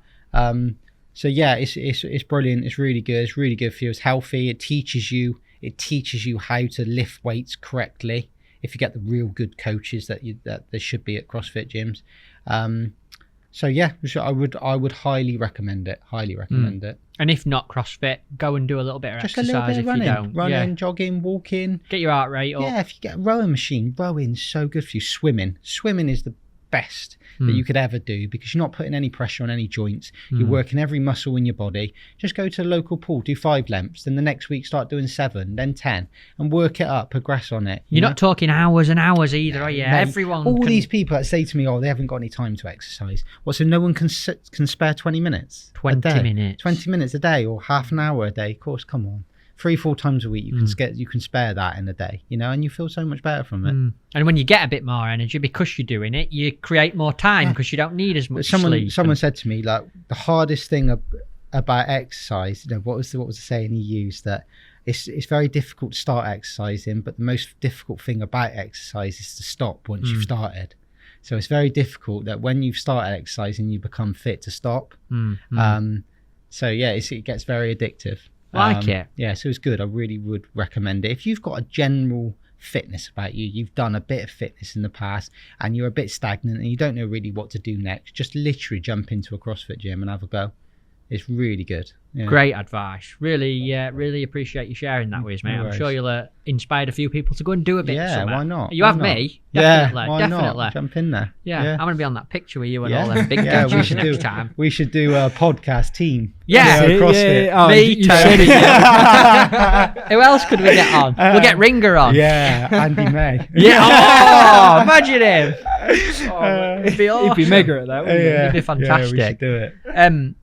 Can me and Toby hang on to this book and have a little... I'd be really interested to have a read of it, if you don't mind leaving of course. it. Yeah, of course. All right. Crack on. Yeah. Have a little read. He's got a lot of his workouts in. Don't try and do them. You're going to see Matt in like a couple of weeks with just backs gone, legs in on. a wheelchair, one leg up in the air. What happened to Matt? He tried to lift 5 kilos. Tried to snatch 100 same weight as Matt Frazier. Well, I've got the same name. Pull his shoulders out. Of course, mate. I've got some quick fire questions for you to wrap this one up, mate. Yeah. And I'm in your seat box. You couldn't live without, Cal. What is it? Des gave me a pot of red bristle grease when I was about 13. And I've still got it. Have you really? Yeah, I've had about 15 different seat boxes, and every single seat box, it goes to the next one. And every time I can't quite shot my float right to get it dotted down, little tiny bit of bristle grease, perfect. Oh, I like love it. I love it. And Des come round and watched me fish on Saturday, and I said to him, remember this? And it's all crushed, the pot, because one of my seat boxes, it didn't quite fit in one of the drawers, and I sat on it, so I crushed it.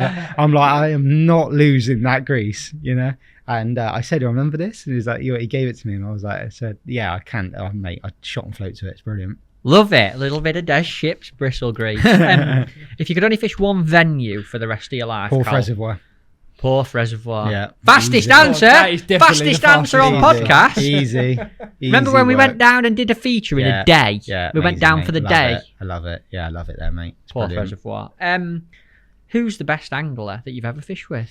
I would have to say Will. He's the most talented. I've fished with so many though, and Will's is just unbelievable the way he thinks about it. Everything he does, his professionalism is second to none.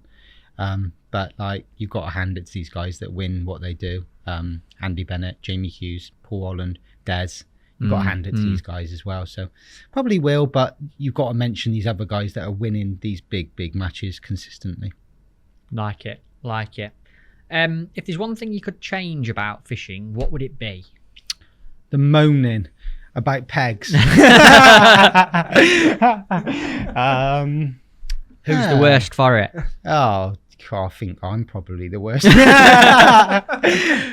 I think everyone tries to use pegs as an excuse, don't they? But I've been fishing with Craig Edmonds a lot, Trig, and he thinks about it. Probably the best I've ever known anyone. What's he say? He never ever says anything bad about any peg he's drawn. Does he not? No. He's just like, well, I think I could have done this, or I think I could have done that, and he draws, and he's like, well, that'd be all right. And I'm like, mate, you're probably not going to get a bite there. It'll be all right, it'll be fine. Yeah, you know, and I'm like, it's quite refreshing, that, isn't it? Play. Do you know what I mean? Like, brilliant, really good. His attitude towards it always is second to none, you know? I like it. Good. Fair play.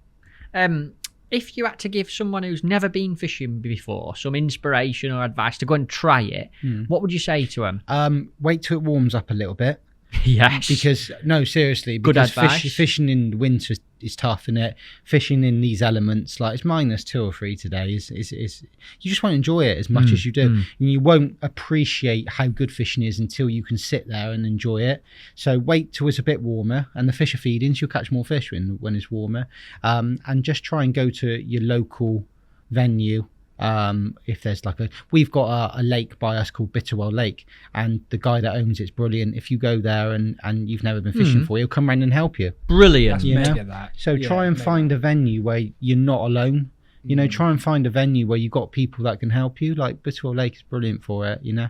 Perfect. So yeah, it's just try and wait till it warms up, because you're just going to enjoy it more. The weather's brilliant Yeah. advice, because our Christmas match that we fish, that's the coldest that I've ever fished in, and that's the hardest. It's off-putting, isn't it? For me, If that you was got the hardest cold, If fish I've someone's ever had. new coming into the sport and they go and sit out and it's freezing and they don't catch a lot, they probably will never go again. So if they go when it's warm and they catch a load, then crack on, you know. Yeah, Great so- advice. For a second, Yeah. that's brilliant. Great advice. Yeah, and then try and find somewhere where you can get some help. Fantastic. You've come quite a long way, all the way from Bristol, and you've got quite a long drive home. But have you brought us a gift? Bought you for something the very, podcast? very small for you to keep. Shall I open it? Yeah, crack on, mate. Yeah. Are you happy for me to open it too? Do it, mate. Go on. Right, so we can hang on to the Yeah, CrossFit you book. have a little. You have a little I'm read gonna be of a that. right beast next Me and time. mate, I you'll was just see saying we're me. going to be shredded. Right. I know you lot are going This to be is better. like Christmas. You lot are going to be better at CrossFit by the time I come back. I just hope it hasn't smudged. Wow, Has it smudged at all? mate! No, it's not smudged. When did you do that? Last night I think. That is A lovely. couple of days ago. Go on, mate, hold it up. Right, so that's Brilliant, mate, yeah, that's it's got cool. me all like Yeah, it's That's cool, mega, isn't it? that. because Yeah.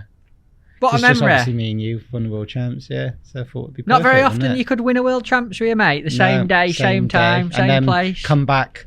How many years is it? 12 years after, no more, 14 years after, and have a chat about it. It's brilliant, isn't it? What a present. Mate, that is it's lovely. fantastic. That's really. I'm going to put that. I'm taking that home, Toe. You're not having it for the podcast. Oh, that's really brought a tear mate, to my that's eye, fine. that, mate. Thank No, you it's very good. much. It's good. What a gift. What Yeah. a fantastic gift. And you've signed it as well. Yeah, I thought you could sign it as well. How much is that going to be worth on eBay Like then, Toe? 48p. And I paid 50 for it.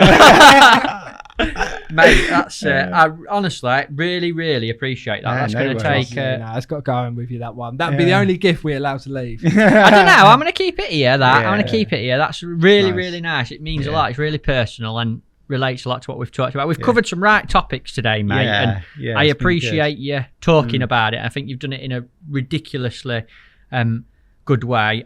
I've absolutely loved it. I'm sure everyone at home Callum, I really listening enjoyed has that. loved Yeah, it. thanks for having me on, guys. No, It's you're been welcome. brilliant. Anyone Yeah. listening on Yeah. YouTube, folks, there's loads of these podcasts out there. Yeah. Give them a like and subscribe to the Tackle Guru TV to YouTube, and you can get loads more. And just Callum Dicks, it's been an absolute pleasure, mate. Thank you very much for Thank the you. invite. We're going for a cheeky Nando's. Nando's. Finally. Come on, let's go Nando's. The Fishing Gurus podcast.